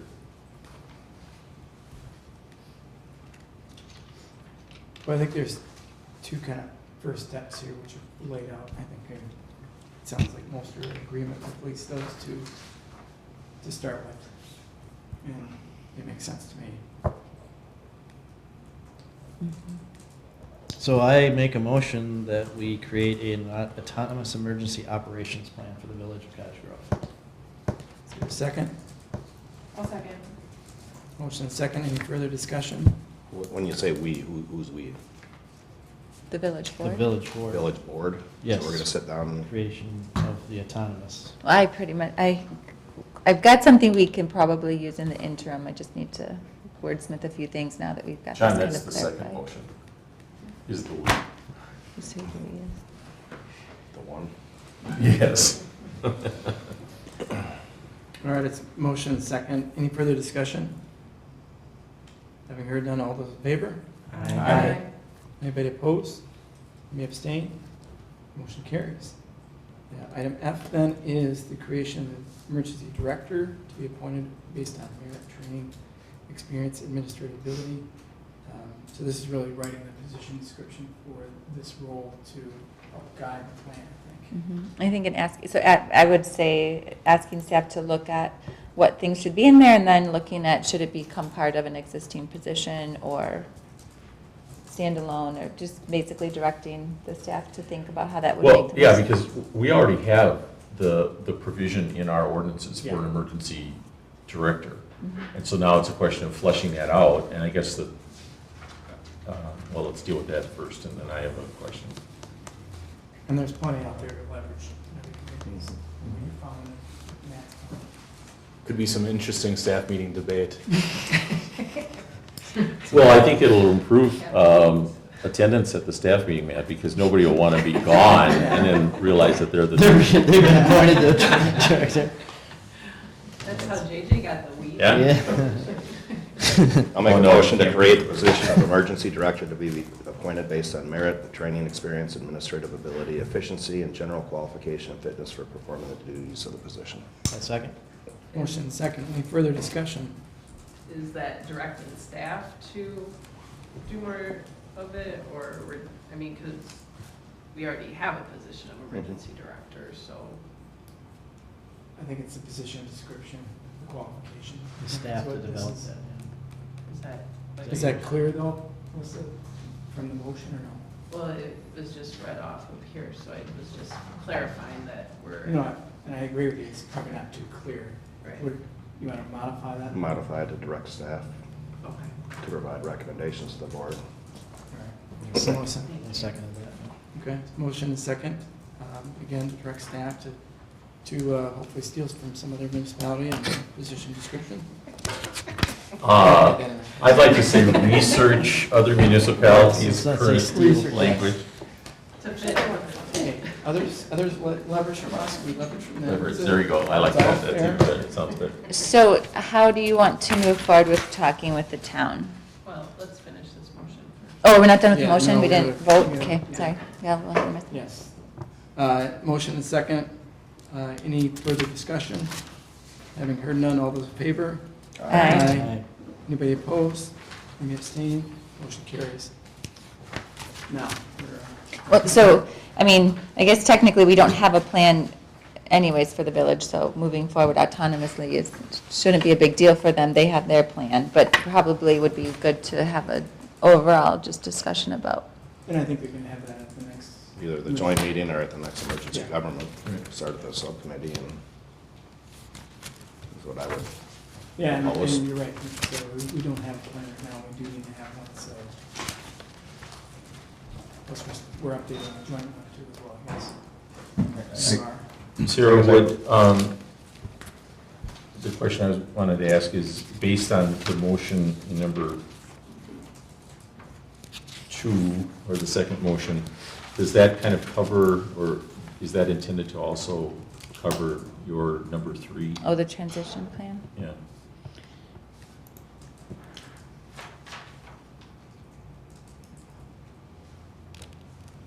I don't know. Okay. A temporary plan. Well, and I'm not even so much concerned about the transition plan, because you've already voted that you want to create such a plan, but now then you want to talk about, essentially, I see number 3 as kind of revising the language of the ordinance to reflect where you want to go. I guess my point in number 3 was, if we moved forward with 1 and 2, of which we had, then when the staff and appropriate legal counsel, aka Lee, come back with a plan, that they kind of have a, here's who we're thinking, this is our timeline, maybe it's somebody else we have to recruit, maybe it's this person. So, not that we have to figure it out tonight, but maybe that's part of what, in figuring out the position, that they also be thinking about what a transition plan would be, or a timeline. Yeah, I just want to make sure from a board perspective that there isn't an expectation, well, why haven't you finished up number 3? So just give us, as a staff, a timeline or when you want us working towards number 3. Yeah. How much time do you think you would need to come up with some sort of suggested person to have the position and timeline on implementing it? I almost think we leave that up to whoever gets appointed as the director to maybe let us know how long is it going to take to get up and fully Yeah. operational. I guess I was wondering, Well, what's the timeline for getting the And what kind of director? changes to make in here and that kind of thing. I mean, you don't want to hire the coach and then say, oh, by the way, here's your staff and your. Right. Right, but I mean even just a timeline for getting the director. Yeah. Right. But I agree, right, we let the person who takes on the role. I mean, I would certainly like to say October 21st is the next meeting, Wow. but, you know, it's great to say that, and all of a sudden it creeps up on you pretty fast with other things that Should are we going say- on, How so. about the first meeting in November? Maybe like by no later then, and then if you have it ready for the 21st, great. Yeah, I Otherwise mean, we'll go to the we'll 4th. certainly be working on it, and, yeah, one of the next two agendas, yeah. So just so I understand, so we're gonna hire a person for the village and not discuss that with the town at all? I mean, I think it should be a joint person, being, because it's a joint committee. Are we gonna not have it a joint committee anymore then? Just so I understand. That's part of the next steps as far as planning Okay. it, and then obviously bringing that up either at the joint town village meeting Yeah. or at the next Okay. emergency meeting. I agree, it's kind of an awkward, weird. Yeah. It's hard to have Timeline a joint of- committee when we have a emergency director and they don't, we're incurring a bunch of extra cost if they're not, Right. you know. Well, technically, I'm still their emergency director. Yeah, I don't think Yeah. we talked about hiring, we just talked about creating a position. Yeah. So, Okay, no, I just, so I had clarity, that's all. So it may be wise just to let them know, though, that this is the direction we're moving, and they may want to reconsider the way they have their emergency director appointed being the chairperson of the committee. They may want to, maybe it's the village president or somebody else, because right now it would be me if they had an emergency, according to the ordinance. But then the town president or chairman Sure. can appoint somebody else when they want to as well. But it may just be good so that they know this is where we're moving. You may want to look at your plan and decide if anything needs to be changed based on the fact that we will have our own plan. Yeah. And it's possible that we continue to have a joint emergency committee so that both sides, since we do have joint resources, but we could also have our own village emergency committee to just work on our plan too if need be, since it will be separate and the town might not want to work on just ours. And Maybe we don't need to use the word committee, but rather, maybe once or twice a year, the village and the town get together to do a tabletop exercise. And it's not a committee, and maybe on the village end is where we're working to make sure that we're doing our trainings and doing all that stuff. ad hoc emergency. Ad hoc emergency, or something. Yeah, because it's clear that we may have some emergencies where both of us, or where we need to help them, or they Yeah, need there's to help us. mutual support. Yeah. We'd have to come down to mutual support, Right. more than let's have this committee, let's have mutual support. You have your plan, we have our plan. Right. We'll support each other. Right, which I think we already have mutual aid agreements in place. I mean, just think of the fire 2 nights ago. They had fire departments in from somewhere, all over as mutual aid, so they can, that's all I think already there. I would just offer that I think that as a board or as an attorney, we're more concerned about that than the departments are. Like the chief there's a crash on the highway or a crash someplace, and if other departments can respond, they respond. And the same with the fire department. I mean, we don't say, well, we gotta check our agreement before we go out and fight the fire. So. That's when the billing comes in. So then, to summarize, because I feel like it's still not clear in my mind at least, what our communication is to the town at this point. Well, Yes, sir. can you write, just, as in my capacity as chair, I'd like to, I've suggested to the village board that we visit the whole emergency government structure, and we plan to proceed with that, and we want you to be aware of that, or something along those lines. And send this to the village, the town Sure. Yeah, chair, sure. Is he on? is that, no, Well, he's Not there. he attends ad hoc, Yeah. but he's not a member. Do you think it's best to come from me or from you, John? Maybe you can double it and send it to Chris Hampton and Mike Fonger, since Yeah, he's a committee member, yeah. And I call Chris too.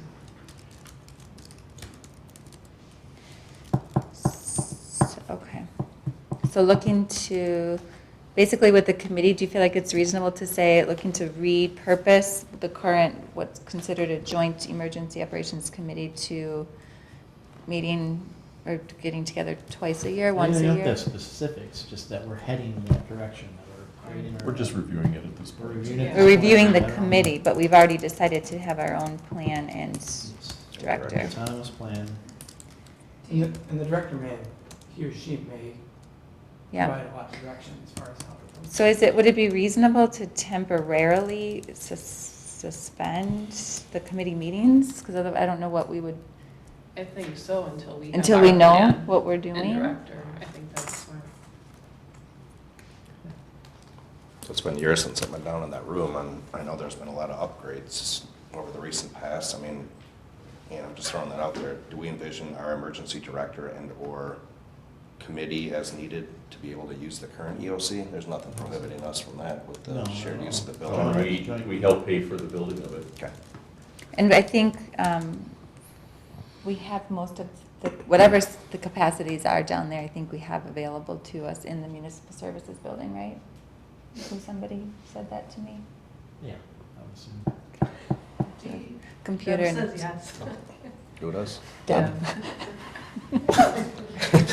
Now she gets to be the emergency director. She's been Okay. quiet lately. I wonder if perhaps this should come from the entire village board, since we all voted on it, or I just wonder how we, or because it's emergency community share, I don't know, I just don't wanna, Well, you can Push indicate it on that the one village person. board did vote to, They've seen it on our agenda. The town has.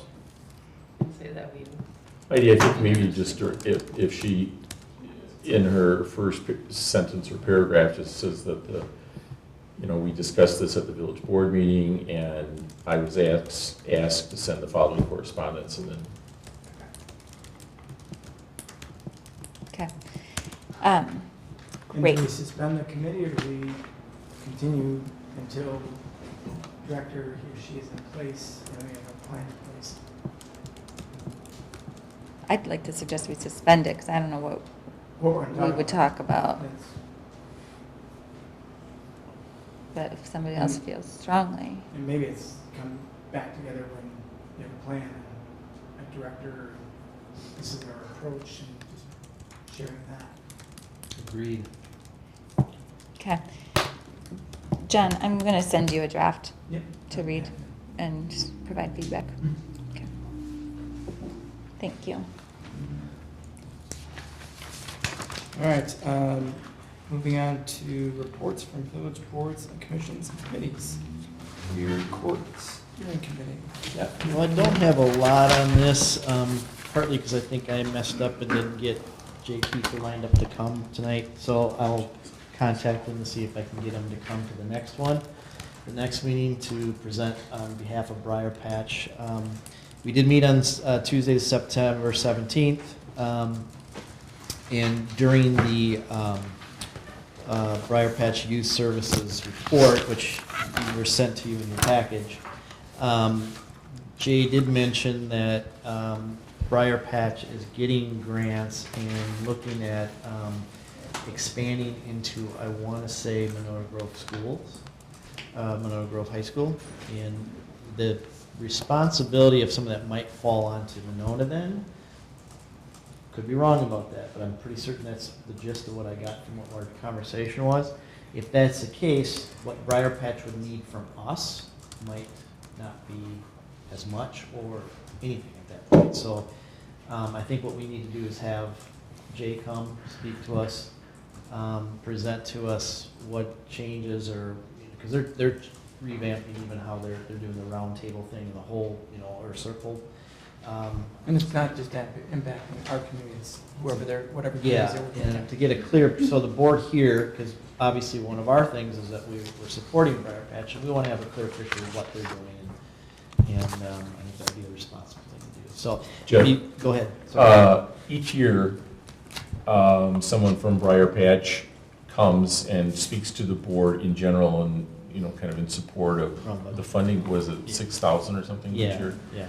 And so he would probably be doing that, but that would be a good entree into those discussions for next year.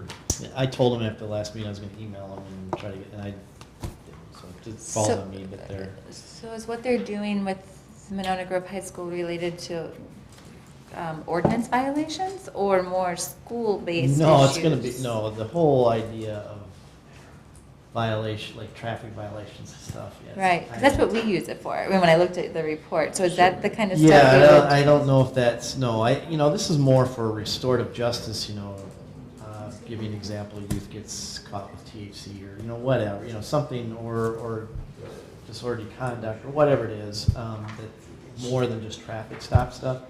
I think that it's more of that restorative, like why did this behavior come, and getting the kid involved, and I should say youth, not kid, but get the youth involved, get the people that surrounds the youth and their family and stuff involved, and their peers, and a little bit more lean towards restorative justice than saying, write a letter, say you're sorry, do this, do this 1, 2, 3 thing, and you're good.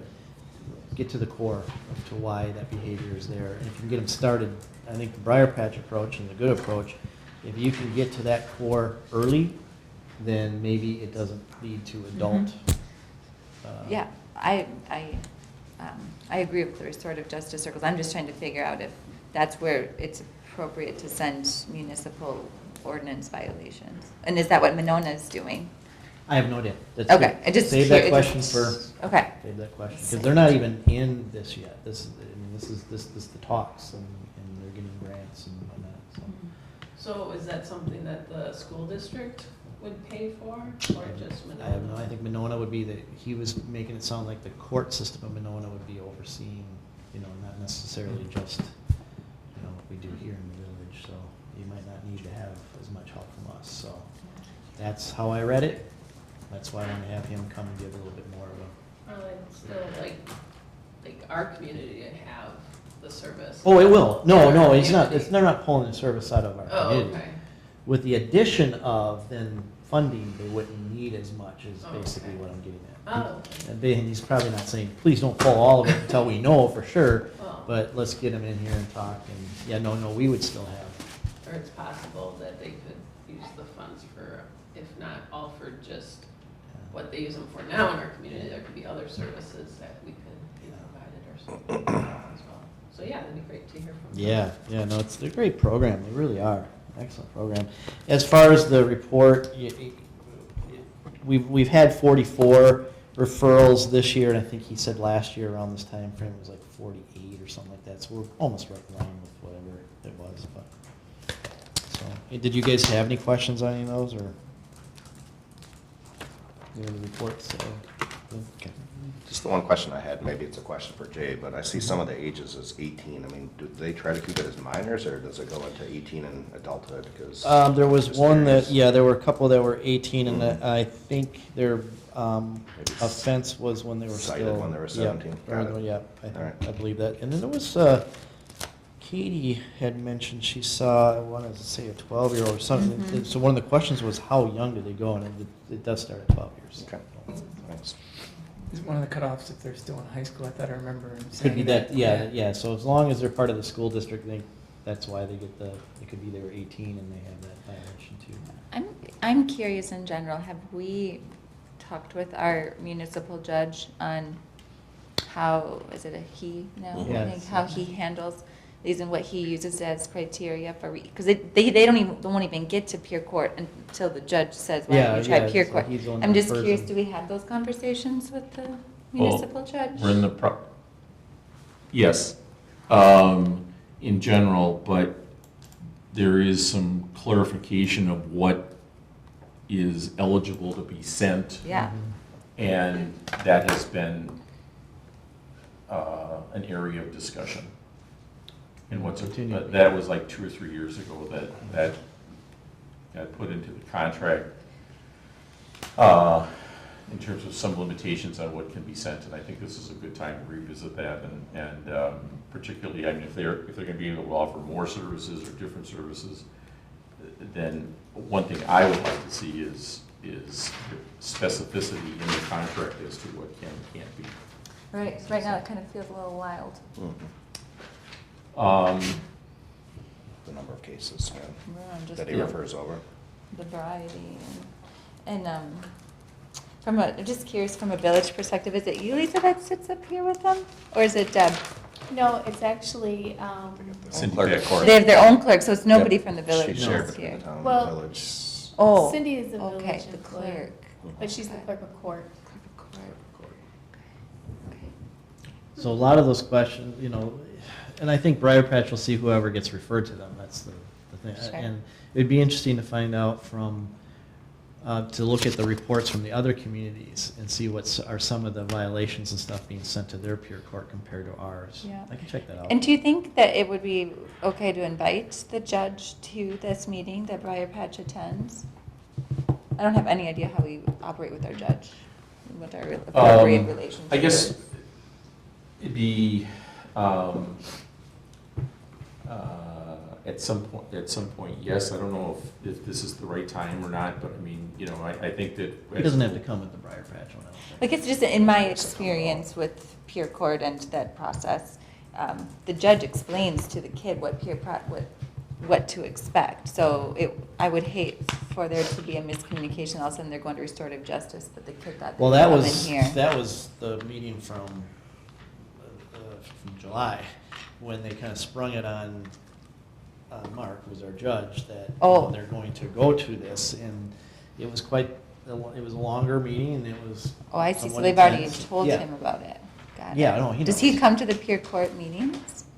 He's in the committee. Oh, He's part of the committee. okay, well then I'm not. Mhm, he's at all the committee meetings. Is it my lip? Sarah, I just would like to have us know from, you know, we're the contracting party. Yep. I would like to just know what they're talking about in terms of the future and the structure. And then it is, and certainly when we talk about, well, what is or isn't going to be sent or processed in peer or the court, and how it's going to be processed. I mean, that is an area right now that is a little unclear, I guess. Mhm. And so I think it's a good time. I've been involved already with some contacts on that, and this is a good time to kind of address those issues. But I think it might make sense to have Jay Kiefer come in first. I'll make sure, I'll invite him to the next one. And then we can get this question. Yep. Thanks, Jeff. Next one is the joint town and supervisors and the village board trustees. I think we already covered that with the approval of the meeting minutes. Was there something that we did have to discuss, though? Flynn Hall? Flynn Hall, there was something that was put on, we'll discuss that at the next. Agreements. Is that what it was? Yeah, there was something in the minutes that I read Well, that said we would discuss here. John sent me, I think maybe yesterday, some suggested language. I haven't had a chance to take a look at it. And so, John, I'll do that, and we can maybe have that on for the next. Yeah, that was my plan, because I didn't want to hit Yeah. you while you're on holiday. And we do have a lot of other agreements that are ongoing, so I took a stab at Yes. it. And then threw it over to Lee to consider, but that will be on the next meeting. Okay. And then, as long as we are okay with the adjustments, basically, that's what we discussed in the joint meeting, and put that pen and paper or in the computer. As long as we're okay with that, then we can reach out to the town, the Lions, and the Historical Society. Okay, and just to follow up, did we submit a written response back to Chris Hampton about his concerns around the West Lawn addition? Yes. Okay. Came from Mike, right? Matt? Yeah. Yeah, I remember. So it does have it. And what are we gonna do about talking with them about the road connections, or are we just gonna? So, ongoing discussion. Well, they have to do their neighborhood. Yeah, They have that's to part talk of with it. their people, so. But it's being discussed right now. There are options. Anything else from that? Parks. So we met on September 19th. Our main topic was 2020 budget, which the committee approved. Some of the specific items are in the packet here, and many of them were also in the financial management plan that was presented last month. I'm sure we will get into more details of it as we get into our budget workshops. I don't know if anyone has any questions about any of the memos that were in our packet regarding budget items. No, we do have an action item over here. It's discuss and We do. consider recommendation for increase of development related park fees.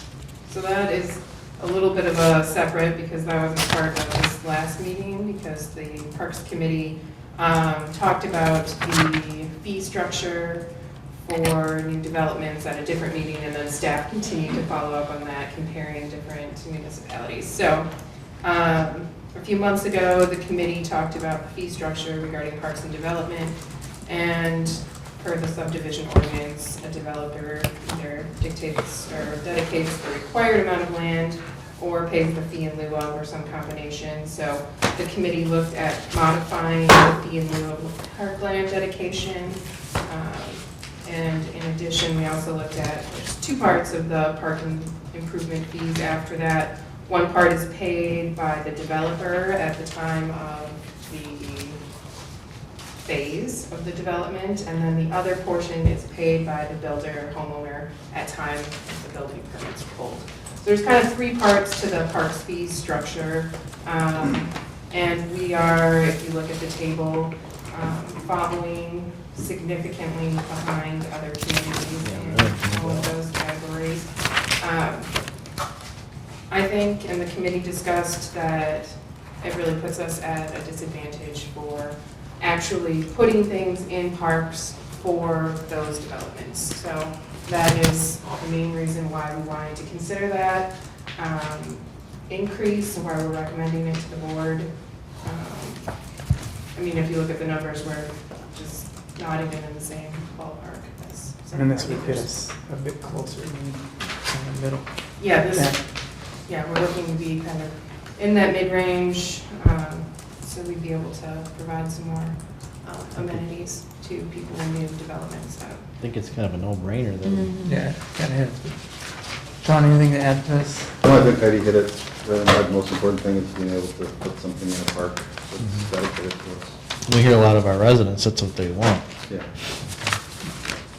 Could you just go through the numbers? So currently, so the park improvement fee, we recommended to increase it to $600.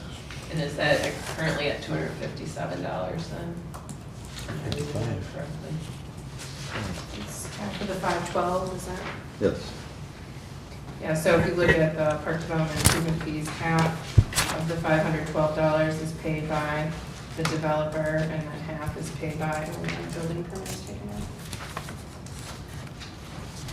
Okay, so we would increase the developer's portion, but not as much as we're increasing the building permit portion.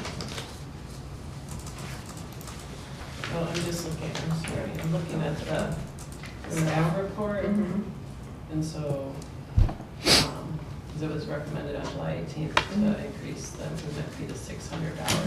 So what's the 512? That's where it's at right now. The 512 is the combination of the 600 and the 1500. So we go from 512 to 2100, but that 512 is currently branched into two portions. You could lose them. Yeah, I got lost. I thought I had it figured out. You lost me with the hand motions. You better go on and board. Doing the karate. Decision tree. Need a diagram. Okay, so there's. 512 is a combination of 257 of the park improvement fee, and Okay. then 255 for the park Oh, development. okay, okay. So that's the Got it. 512. Okay, so what's the 600? So the 600 would be the park improvement fee, Okay. and the 1,500 would be the park development fee. So it goes from 255 or whatever to 600, and then from whatever, 257. Yep, to 1,500. yeah. Oh, So nice. that's so, a huge increase. so there are two different, there's the park development fee that you're suggesting go to 1,500, and the fee in lieu of parkland, that would go to 2,784. No, not fee in lieu of.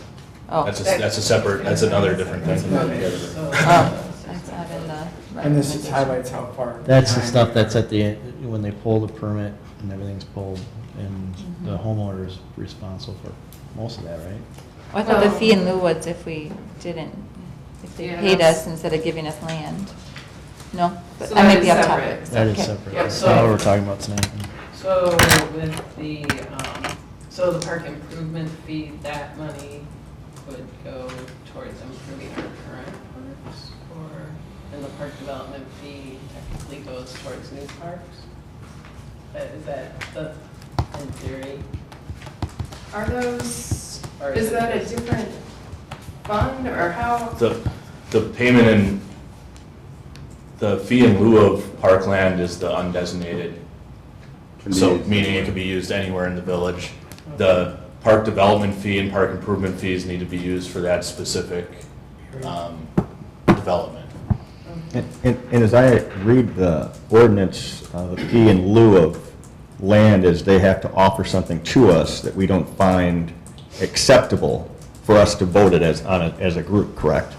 Yeah, it's up to the. They can't just pay to play, I guess is what I'm saying. Right, right. That we don't want to put a bigger park in, so we're just going to give you this chunk of money. We have to say, no, that's not useful for the village. And Well, and right now, we're kind of forced to do that because we don't have enough money from the other fees to pay for improvements. Improvements of parks. So we're kind of creating an incentive that we want that money to be in lieu of, so then we have money to pay for improvements. And I don't have an issue with actually taking money in lieu of that, then we should just change the ordinance, you know? So we're not put in a situation, we're not following our own ordinance, that's all.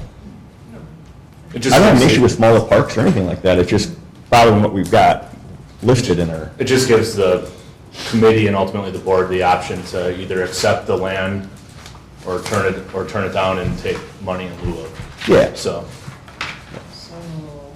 That's not what we're discussing tonight, right? No. Well, that's kind of the second part, the in lieu of, we are going to talk about that too.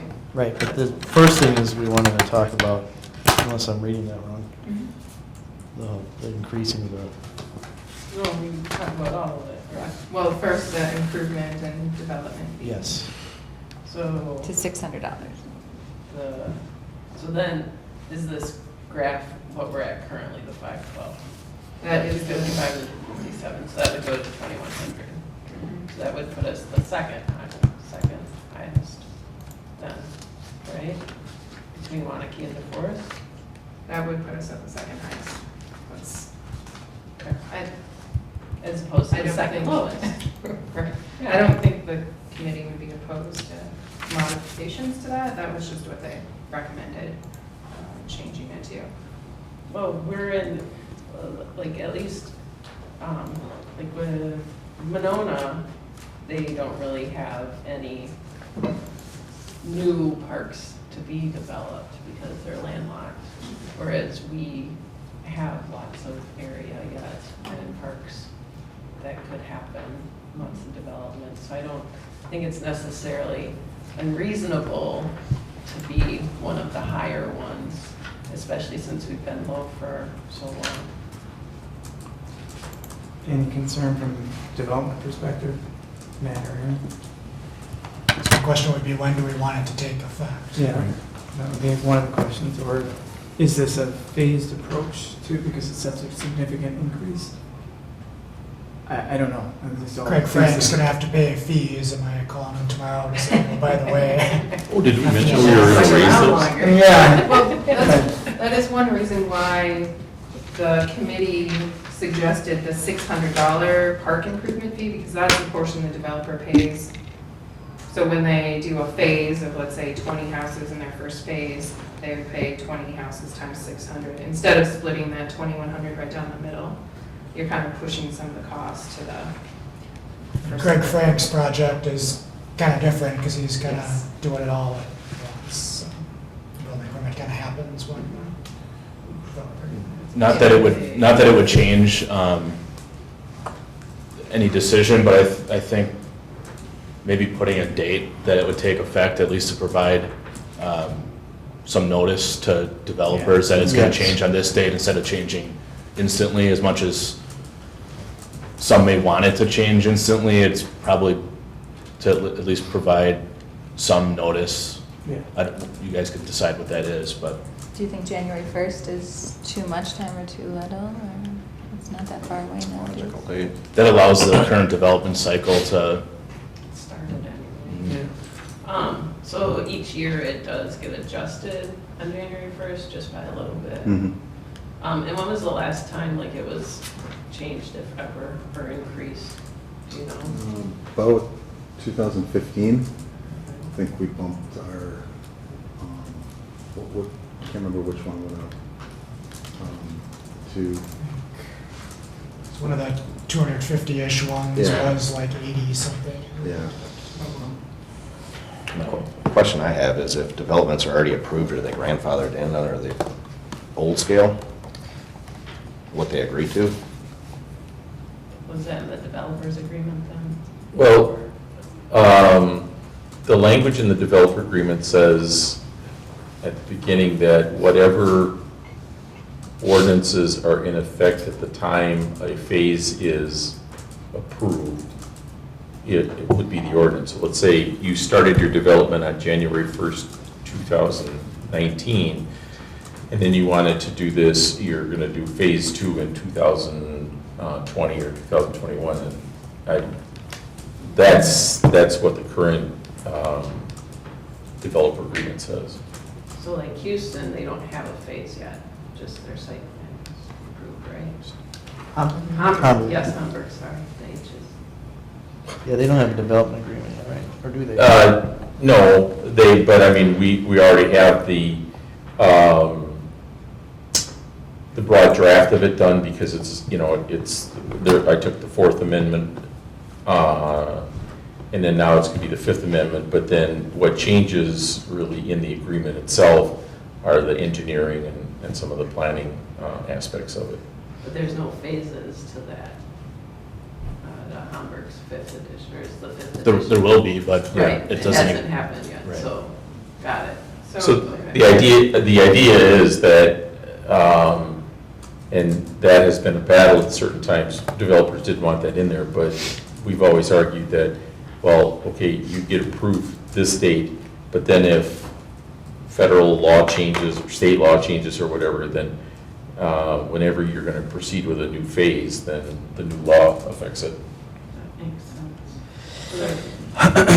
No. If phase 1 then would be signed before January 1st, then they would pay the old fee. And then if we said that then we take effect January 1st, then phase 2, when it's approved in a year and a half or whatever is signed off on, then it would be that fee at that time. Right. Makes sense. And the language about whatever is in effect at the time, I mean, that's early in the agreement and generally, and like I say, there have been times where they fought that, but, I mean, essentially I said, this is the agreement, and will the village board move on that? And the board hasn't been willing to, so. So then the fee in lieu of, that was what's at $13.92 currently. And it was recommended to go to $27.84, doubling. Yeah, so that's the other portion is the fee in the parkland. Why do you say the other portion? Yeah, because we wouldn't necessarily get this money if they dedicated the right amount of land. Yeah. So 1 acre for every 15 units. If they dedicated that, they wouldn't pay it in lieu of. So in like I see then on the chart, if we went to 2784, then we'd be 6th or 7th. Which is interesting, because we'd rather have the park plan. Right, but in the case of a multi-unit, Right. like Frank, I mean, there's no more extra land you can dedicate to us. Is it, what was the thinking of the committee to just double it? Do you think that was enough? Or like, why not go up to the 4,300? Was there discussion about that at all? We did discuss it, but it more fell in, I don't know, Sean, I mean, it was a few meetings, it was pretty much just double it. Yeah. Was that kind of the bottom line? Well, I was giving Sean some direction as far as keeping it somewhere around the median, just so we're not, you know, increasing everything right to the top, just for appearance sake and you know, if there was a bunch of pushback from the development community, you know, you could have that if you move it all the way up to the top, but if you're in the median and you can show, here's what everyone else is paying, I think you can justify it. Some of these communities have gone through formal, I think, need assessment studies. So they've really drilled down and can defend the number. And because we haven't, which is fine, our ordinance doesn't dictate that we need to, but then I feel like in order to defend it, you need to use other comparables. Otherwise, we have nothing to really stand on, so. No, and I'm not saying that I want to go up to 4,300 to be the highest or second highest. I just was wondering the thinking on the numbers. So I appreciate that explanation. It doesn't appear like any of the communities listed in here are struggling with growth because they have too many fees. In my opinion, we need to raise it up so we can afford to, you know, do all that. And I agree with Matt that I think it should be somewhere in the middle. We don't want to be in the highest side, but, you know, to compare ourselves to Monona, which Monona doesn't have a lot of opportunity for growth anyways, you know? Or additional parkland or anything. Just keep in mind, they did rededicate that land down by the river just this past week as that new park where they're putting a rink, and so they could rezone, but yeah, point taken. Yeah. So do you want the motions separate or together for the improvement fee and the development? It's listed as Just the one item. one. One motion. Okay. So then I move to approve the park fees as suggested by the Parks Committee. I second. We have a motion and a second. Any further discussion? Do you want to put a date on? Effective January 1. Sound okay? Aaron, that's reasonable from a development perspective. It's So get it in under the wire. well, it's a nice break too. It's the new year type thing, and then subsequent adjustments are in that year. It makes sense, and it's about a quarter away. So What was the amount? I'm sorry. So it's the 1,500 plus the 25 something something? Somebody else do the 600, math. on that. 1,527. 600, 2784. and it gets us in the, at least in the running of where they're. Was that high enough? I just wonder if Puts that's us in even the- high enough. Puts us in the meeting, like you were just suggesting. For the fee in lieu of? Hmm? For the fee in lieu of? If that's high enough, you're saying? I'm saying I'm not sure it's high enough in comparison to other communities, that's all. So were you looking for this total of all of the fees summed up into one? Or so basically it's the Village of Cottage Grove improvement fee will be $600, park development fee $1,500, fee in lieu of parkland to $2,784, all effective January 1, 2020. That was your motion. That's my motion. And I second. Sticking to it. And those first two then put us 2 or 3, I think, Yeah, yeah. which is, we're not on top, which is.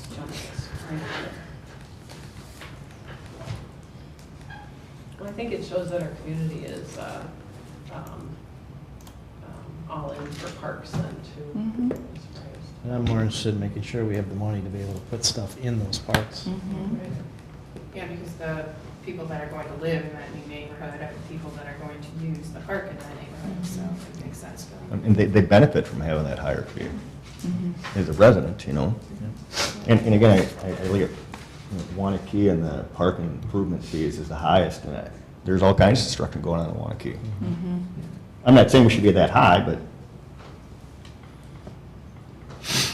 Okay, any other further discussion? Having heard that, all those in favor? Anybody opposed? Any abstain? Motion carries. Fire. So we met on September 23rd. And the good news was the EMS was approved for their, talked during the chief's report that the EMS was approved for the AFG grant, which was applied for through FEMA for the exhaust venting in the bay. And so that upgrades the exhaust venting, which totaled $96,200, and we received the grant for $91,620. So the remaining amount of $4580 was about 5%, which is all we have to pay to make that make the bay safer for our firefighters and EMS. They also, the association received some donations, so they're able to obtain an electric combi tool for extrication that they put on the brush truck, and then once the interstate construction is done for the season, they'll put on the fire engine. We considered the quotes for the phone system, and we got one quote back from Pyramid for $68.71, which we voted to approve, with the town paying half and the village paying half, which is out of the Fire Commission's property repair fund. Well, the other 50% being paid by the Fire Commission, which is 25% village, 25% town. We got two quotes for the emergency services building card access system. And we had some more questions about what the quotes contain, because one of them noted that there were annual service fees and the other one really didn't, and one of them indicated that an electrician would be needed to install it, and the other one didn't, so we're getting a little bit more information about that. As far as the replacement of the brush truck, it was voted to for a purchase of a brush truck up to $125,000, with $100,000 coming out of the Pleasant Springs Funds Capital Fund, and the remaining $25,000 to be split between the town and the village. So that's something that we'll have to discuss at the budget, when we talk about the budget. So does that have to get passed by us as the village, that portion of it, but not the Pleasant Springs portion of it? Right. Yeah, Pleasant Springs is already in place, and I guess the question is. And the fire association controls that money? No, No, that's the Fire gotta be Commission. approved by the board, I think, as well. Or both Right, boards. our board too? Yeah. I mean, We should look at the, I'd think so. have to take a look at the agreement. I mean, what happens is that they come to the village, they come to the town, and they say, this is your portion for the coming year. And then the municipality, well, generally has approved that, and the question has come up of, well, if you have this, money coming in from a third source, should that money go to alleviate the cost to the two entities? But if you need this equipment, is that where you're going to put the money? So I mean, we have some control, but once the budget comes to us and we approve it, then there isn't much that we can do. I thought we did that with the air canisters, because that came out of Pleasant. I mean, the money could also go towards a new fire truck in a couple of years, couldn't it? Yeah, Just from a village's perspective, and this is where it'd be nice to have fire department come to the budget meeting to kind of give some form of proposal as to what, we are in a district, but if you're asking for us to spend to eat up the entire Pleasant Springs money, and then also need additional funds from the village, just prioritizing fire truck in a couple of years or brush truck from a village perspective, how is the brush truck utilized for village purposes? Quite a bit, actually. Oh, yeah, but because there's The nothing. fire, it sounds like they use it more in the village now because it's just easier to get it to. But I think here's our, at least from my perspective, there's nothing, there's no information ever provided, so no one ever knows. There's no memo. No one knows anything Was about that it. discussed, where the truck is being Yeah. used and how? Yeah, it's the equipped chief, and stuff? Call log. he had a thing, he had a. Yeah, Yeah. it was in 27. Some of us was for Pleasant Springs too, and we're joint, now we're on board with having the Pleasant Springs thing, and it has to be used there. So there was no concern by the commission, whatever, as far as splitting it out that way? It passed 3-2-1. Oh, there was discussion. Yes, Okay. quite a bit. And there's remaining in the capital fund then, or the Pleasant Springs Fund of $46,000 at the end of this year. And then we did that mainly for the purposes if there's anything that popped up, and then now the air conditioning that went out at EMS part of the building, is that what it was? And it's unrepairable, so it has to be replaced, so that's why they saved that money, to pay for stuff like that. And that's how the vote, correct me if I'm wrong, got a little split. It was based on where does the funds come from, not people really opposing getting the new brush truck. It was, I think some people felt that they didn't want to Yeah, deplete Pleasant Springs, or maybe some people voted against it because they wanted to use all Pleasant Springs funds. yeah. So it wasn't like anyone was really against getting a new truck because it's 22 years old. I think we're going to purchase it next year, so that last payment from Pleasant Springs comes in, so it's not going to totally wipe us out from that account as well. That was the understanding. Well, there was some discussion too about what type of vehicle, and, because it's not for a specific vehicle, it's just this amount that you can spend up to, so that was a little bit of my concern as well. Well, they have to build this brush truck. Brush truck has to be built, so we gave them enough money to work with and getting it built. But, I was just saying, but did we give them the money, I guess, to the original question of, can they now go ahead and buy this? We Or gave does them it the have to come through authorization us? to get pricing, to get come the- back to us at the next meeting with what this would look like in the actual cost, yes. Jeff, where do the funds come from to replace the air conditioning unit? That just happened Just- on Friday or a Oh, week well, ago. okay, but- So it had, like, Chris just came in tonight to tell me that, so we haven't had a It chance didn't to get discussed that discuss night, because it happened after. Yeah. Additionally, there was an inside alarm that went off on Friday in the building, and nobody is sure why it turned off. So having Electrical Solutions come out and check on it. Accurate Electric will be at the Emergency Services Building on October 15th and 16th to do the inside, change the inside lights to LED and put up the outside pole in front of the building. And then the fire department also got the grant for the ATV, UTV, the full price of it to put out brush fires in the wild. We'll find out more about how much that was. But so the fire department's been getting their grants and the EMS, so that's good. Do you think, okay. So that's the full of it since you jumped in there with the building. I'm a strong believer that we get our fire department what they need, because they're a vital piece to our community. Vital piece. That's where I'll always come from. Yeah, I agree. Do you think to that point that it might be worth revisiting the contract that was written in 1997? Yes.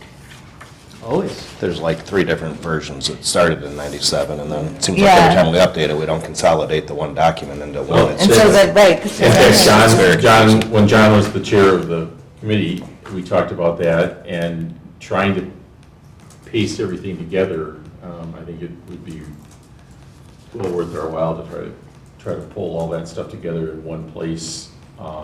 Because to get the answer of who pays what on the air conditioner, for example, I mean, there are Right. several different, Mhm. Deb's got a couple of different agreements, is that there?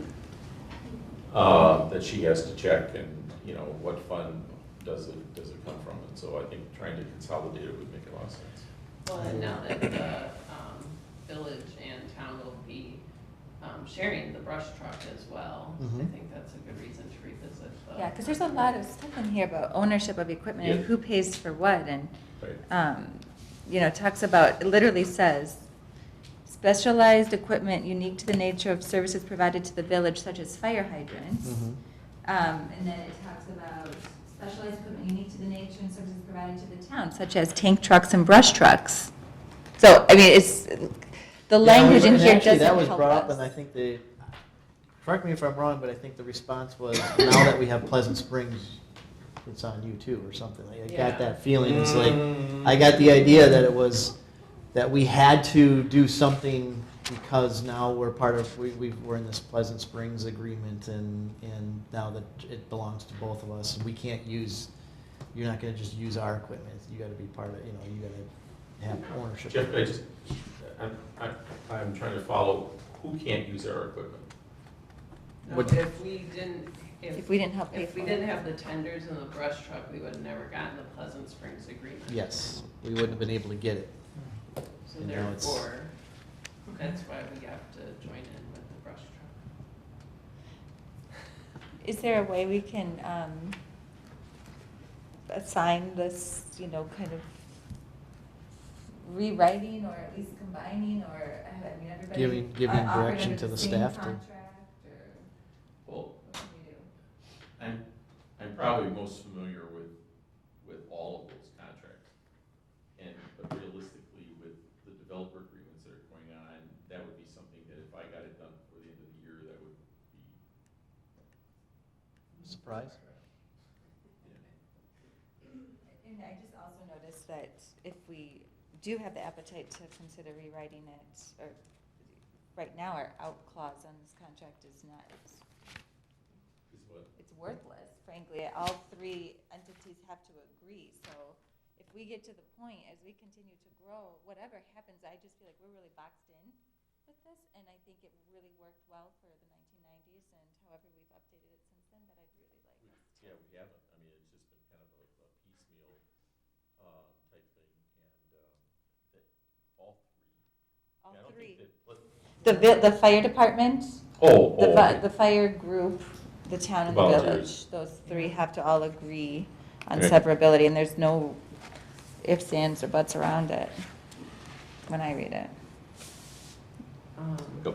Maybe it should be a discussion item for the committee in the upcoming meetings, just to kind of kick it around. Well, yeah, and here's what maybe a way to approach it, and that is if to get everybody to contribute towards the cost of those revisions, to just remind everybody that the work that was done for the access to the Houston property at the Emergency Services Building was done for free. I didn't send a bill to anybody. And this would be a real good time to bring these, to bring all these together. I don't know if it's in the current contract, but I think it was verbally agreed upon that who's ever the chair, because it alternates, will take care of all the legal work for this Right. particular committee. Yeah, and I think that's normally that's and I don't know who is the chair? Chris. Okay, and that works, and I'd certainly help their attorney with all this background, but let us know. It's a good time to revisit. Yeah, it's a very, I mean, one way or the other, whoever's gonna pay for it, or whoever's gonna do it, it's important to, I think, revisit it. And what's the town's reasoning for revisiting the fire contract? Be current. I don't think we've had a discussion with him on it yet, since the last update. Yeah, well, yeah, and in terms of updates, they've kind of taken the form of new agreements. I mean, there was an agreement for,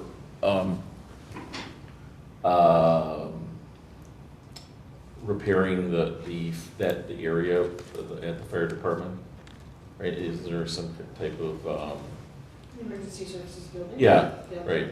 There's a property fund. And in fact, in the agreement that's actually in place, it's not even referred to as it was originally referred to as the new fire station, and now it was the joint services building. And so I'm just pulling all this together would be a good idea.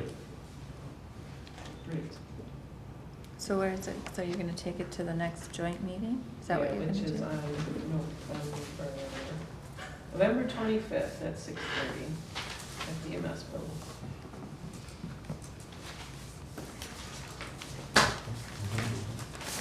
Robert, to be thankful at that time of year. What's the date?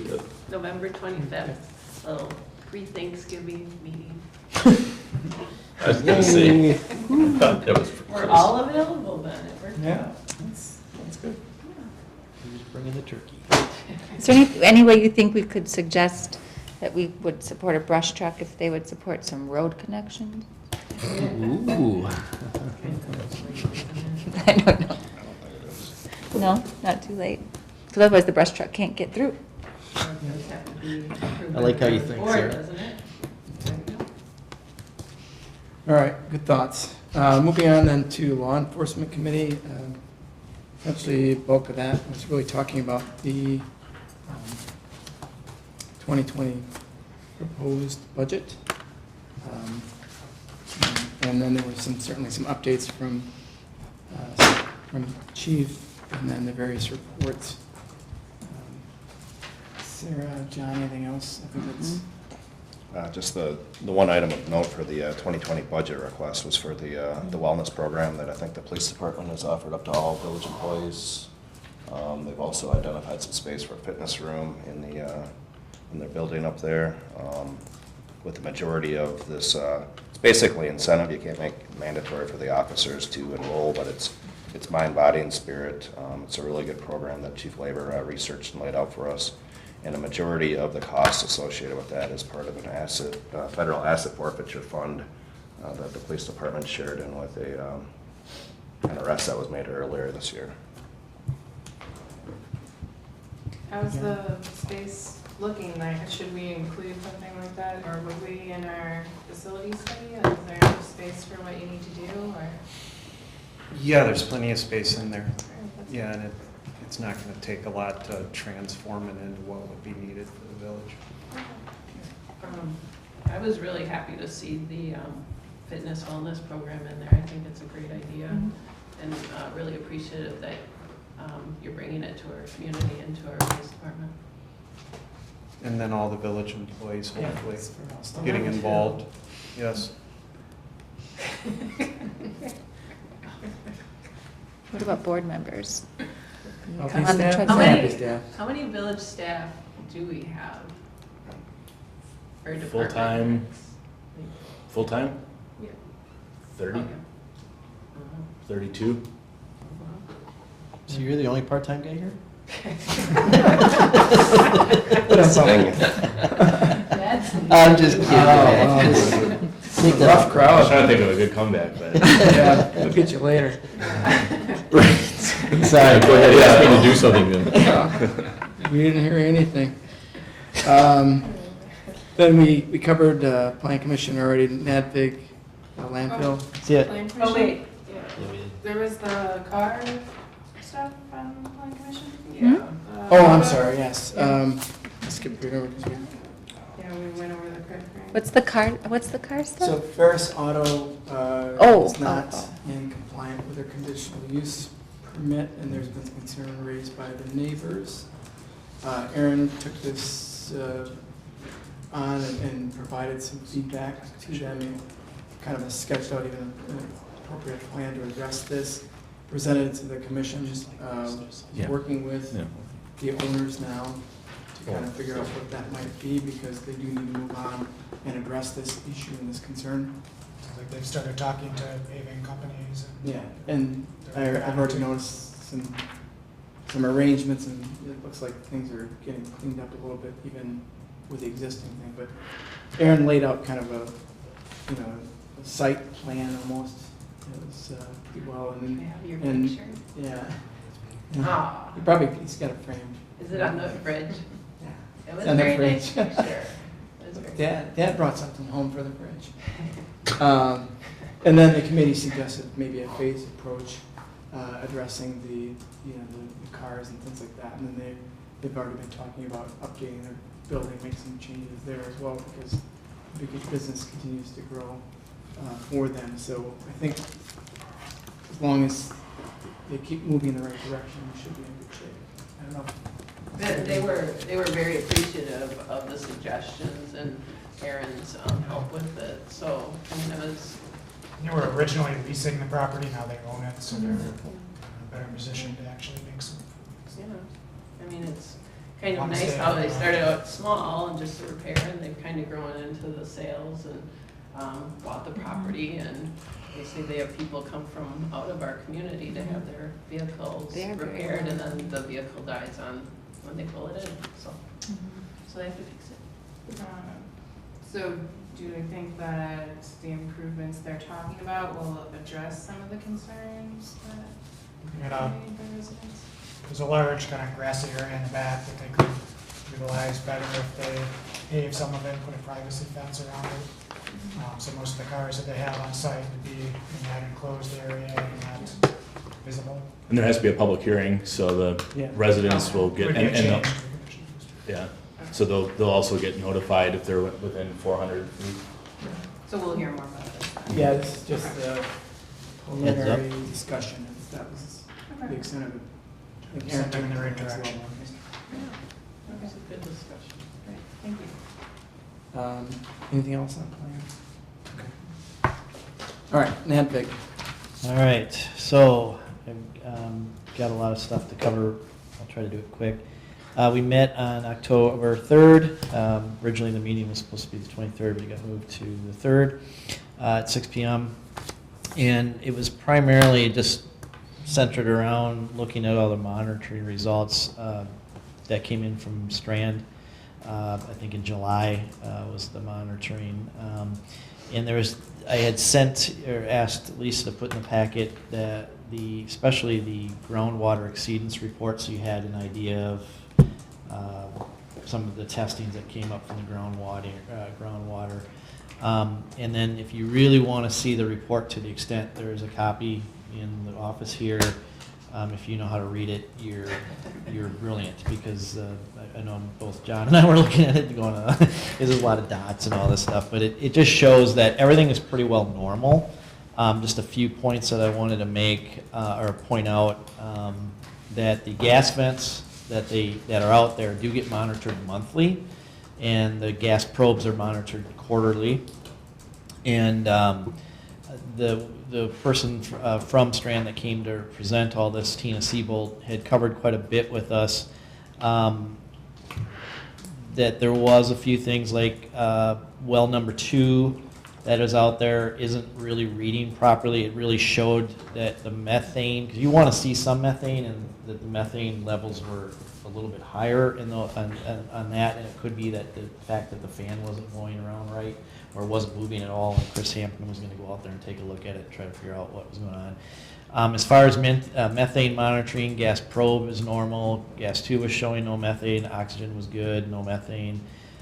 Probes 1 through 7, no methane, but there was a spike in probe number 9 on July 9th, and it did reach a point of anything between above or 5% or higher has to be reported to the DNR. And there was a reading that spiked up to that at that time frame, and so they did report it to the DNR, which now the DNR has to respond back to us as to what, kind of give us some, what to do. I asked Tina why it was that it could be that spike that happened, because it's been going down ever since then. And she said that, the production of methane could just be higher in that area because it is up higher, and when groundwater rises, methane is constantly going throughout the earth, and it does, what did she call it? Anyways, it moves around, and it moves uphill especially when the water, and that we do have a higher water table this year. Matter of fact, she said it's at historic levels compared to, like, in 2008 it was wet, but this is, like, she said it's just gotten at historic levels.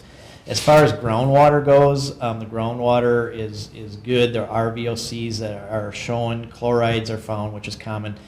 There are arsenic hits out there on the groundwater, but that's common. Chris Hampton and Tina had pointed out that, yeah, in Wisconsin it's common to have arsenic The levels are really low. It's so low that it's not even, measurable, but it's there. And then there was, well, too, some benzene found, and then manganese was found. But VOC detecting monitor in well 2 and 3 had some acetone, which is also common. But overall, like drinking water, all that's fine. There's nothing to be alarmed about as a community. But I did want to just point out the fact that there was that spike in that one probe, and I thought it was important for us to know. John had asked her what's the difference between ES and PL, and the fact that when it is something that gets that elevated level, that it has to be reloaded to the DNR. And the DNR just came back basically saying, hey, listen, you've got some options. One would be to just stop monitoring the first 2 wells just to begin with, 1 and 2 for now, maybe even scrap them, and then put in some new probes and some new wells. Well, obviously that would come with a cost. We covered what those costs would be, and it is pretty substantial, but both the DNR and Strand is saying we really don't have to take any action at this time. So we all agreed as a committee there really wasn't any need to put $4,000 or $5,000 towards all these upgrades when there really wasn't anything to worry about. But it'll be considered to be continue to be monitored, and everything will be fine there. So the other thing that Strand had pointed out was if you do end up putting in new wells, or if you end up putting in new probes, to try to get some of that buildup out of there and stuff. The problem is you've got to deal with the homeowner that's close by, and sometimes they don't want that in their backyard. And then also the DNR can open up what is called the plan of operation, which means they have to re-look at everything again, and then that requires monitoring once a month on those new wells in the probes, which costs more through Strand and everything. So that's why we just decided to just leave it for now. But if anything changes, obviously as a committee, we're going to let everybody know and the reason why. So, and the next meeting is November 25th at 6 p.m. If you guys really want to know more about what's in the ground out there, come and visit us.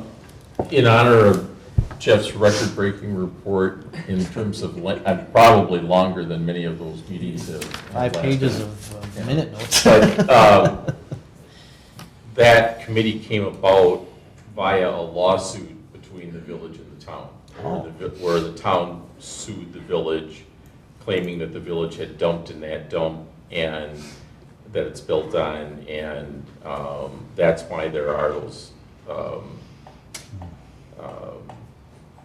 test wells, and that's where this all came about. And so, who's on the committee with you, Jeff? John. Okay, I'll make sure the two of you get a copy of that. And I'm an alternate. Yeah, so Melissa too. Okay, fine. Make sure I get one too. But that was very contentious, and it's just interesting that it was so contentious, and then there's virtually been nothing once it got going. Was there any truth to the dumping? No, but How long ago was this? 2006 probably. Well, the dumping goes back to, Yeah, but the lawsuit was 2006. I think 2006, yeah. And it was, we were protected by our insurance carrier. They signed someone to it. I did a lot of local work, but local dump work. And that's where this all came from. And so they're kind of responsible for the contract with Strand, I think, the town is. Or do we split the cost? I can't remember. We paid too. Yeah. Split 50/50. That was the other thing, yeah, 19,200 was the budget recommendation, same as last year. And Oh, yeah, that's right. Part of our contract that Yeah. she's gonna bring the copy, she's gonna have it available, I think. There's a copy of the the agreement in packet. your packet, and we approved it because it was the exact same cost. Right. We didn't change it. And it's essentially the exact same contract each year. But I want to make sure you two have a copy, or three, have a copy of where this all came about. Okay. So how long does that contract go for? 1 year. Yep. Oh, Was Yeah, was the- Strand, Strand. The contract is, The contract with the Oh, with town. Strand is, no, that will be probably forever, because you don't really want to open up a landfill. And that was kind of established during the litigation. So, Yeah, the DNR will get involved fast and then cost. well, the DNR was very involved, yes. Well, one of the good questions John had at the meeting was, if the DNR do get involved and there's, who do we pay to take care of things, and will there be additional bill stuff? And Strand said, no, we would take care of it, you'll be billed through us, and unless the DNR gets involved, if you open up that Right. plan Yeah, of so I mean, operations, then all of a sudden. there's a cost to all of this, and the village could potentially be on the hook arising out of that 2006 lawsuit. Well, and that's why I thought it was important to bring it to the board with this much detail, is just to keep in mind that, as we joke, it's this little plot out there, but, there is some liability on our part that it's there, and No, so we hear. There's no hear. liability on our part. Yeah, you know what I mean. Well, when we can start selling methane for fuel, let us There you know. go. There you go. Well, and the property, and what also was involved in the lawsuit are those property owners around there. They were really excited about the fact that around that time, there had been a methane leak out east someplace, and this house had blown up, or this neighborhood had blown up, and so they were really upset about this landfill. And that then when, I think that the lawsuit followed from that, so. Okay. All right, then, since Lee, you're into Migrate is the word that's going. Migrate. Migrate. There you go, that's it, yeah. That's what gonna migrate on to the Sorry. village officers. Lee, you have anything to add? No, except that from a developer agreement point of view, we've got a lot of those in the hopper right now. I want to, hopefully for the next meeting, what I can do is, I've been working on it, or had been working on it, is a summary for the board to say, okay, here's a developer agreement, and this is what's generally in here, and these are the questions that here are some questions that you may have about this whole process. And it's a joint process between myself, Matt, Aaron, Mike Maloney, and JJ if there are weeds involved. But we work well together, but we have a lot going on, and we'll be bringing these development agreements back for the board's approval. And before we start dropping these on you, I want to make sure that you have some understanding of what's all involved. Great. Yeah, I think that'd be really helpful. Thanks, Lee. Item 10 is communication, miscellaneous business. First one is consider approval of vouchers. I move to approve. I'll second. Motion and second. Any questions or discussion? I just had a question about the payment for veteran grave care at St. Patrick's Church. Is that like, why? We're just kind of an intermediary for it. Paperwork gets sent here, and then we send it to the different cemeteries. They okay it, or say if they add or delete if they're wrong, and then it gets sent back to the county. County pays us, and we turn around and pay them. Okay. That sounds efficient. Yeah. You learn something every day. I didn't know that. All right, well, thank you. Any other questions at the time? We got a motion and second then. All those in favor? Aye. Anybody opposed? Any abstain? Motion carries. Correspondence, I don't have anything. Upcoming community events. One thing passed was Touch a Truck was really successful, so we look forward to that next year. I think Rugby has their big community day this Saturday as well. Yep. The Optimists are having a euchre tournament on November 16th. Does it come with euchre lessons for those of us who don't know how to play euchre? Usually people at the table are pretty kind euchre players, Yeah. teaching people. Yeah, it's a lot of fun. Sounds like it. And that's going to be held where? At the VFW, on VFW. Cottage Grove Road in Madison. All right. What was the date again? November 16th. Thank you. VFW. And do you have a time too? I think 6:30 by the Optimist. That way we get it in there and get it covered. Thank you. Anything else? And we already touched on a little bit earlier on Christmas in the Grove, which will be here before we know it. Hopefully not all the cold weather. Future agenda items.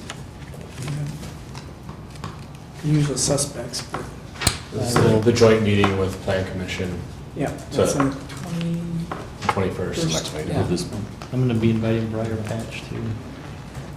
for the, For Jay. Jake Jake Kiefer. Come. yeah, And Bob Power with Colonial Club on Yeah, Zanya. November 4th. I think he indicated to announce it. It's more of a future meeting than agenda item, but the 28th is, at 5:30 is the budget workshop. Does that go into closed session or is that open? Only if there's personnel related, but generally not. Okay, I just didn't remember from last year. So November 4th, Bob Power is going to be Yes. here. Okay. 31 full-time employees, by the way. Just looked it up. you found another person, that's Yeah. right. I was at 32. You will never be found. October 28th is the budget meeting? Yep. What time? 5:30. 5:30. Yeah. And the joint, that's 6:30, the joint planning board. Yes. Just our normal. That's for the comprehensive plan. So do we do plan commission first and then we do our normal village? We probably have to approve each group, whatever Right. is discussed. Same so- kind of thing with the joint, as Yeah. the joint town and village. So we'd probably do plan first and then the board, so that would be kind of flow that way. I think that makes sense. And then they would adjourn and Yeah. and leave, and we'd continue with the agenda. Yeah. Okay. It is exciting. All right, and I will move item 11, I'll make the motion for the Village of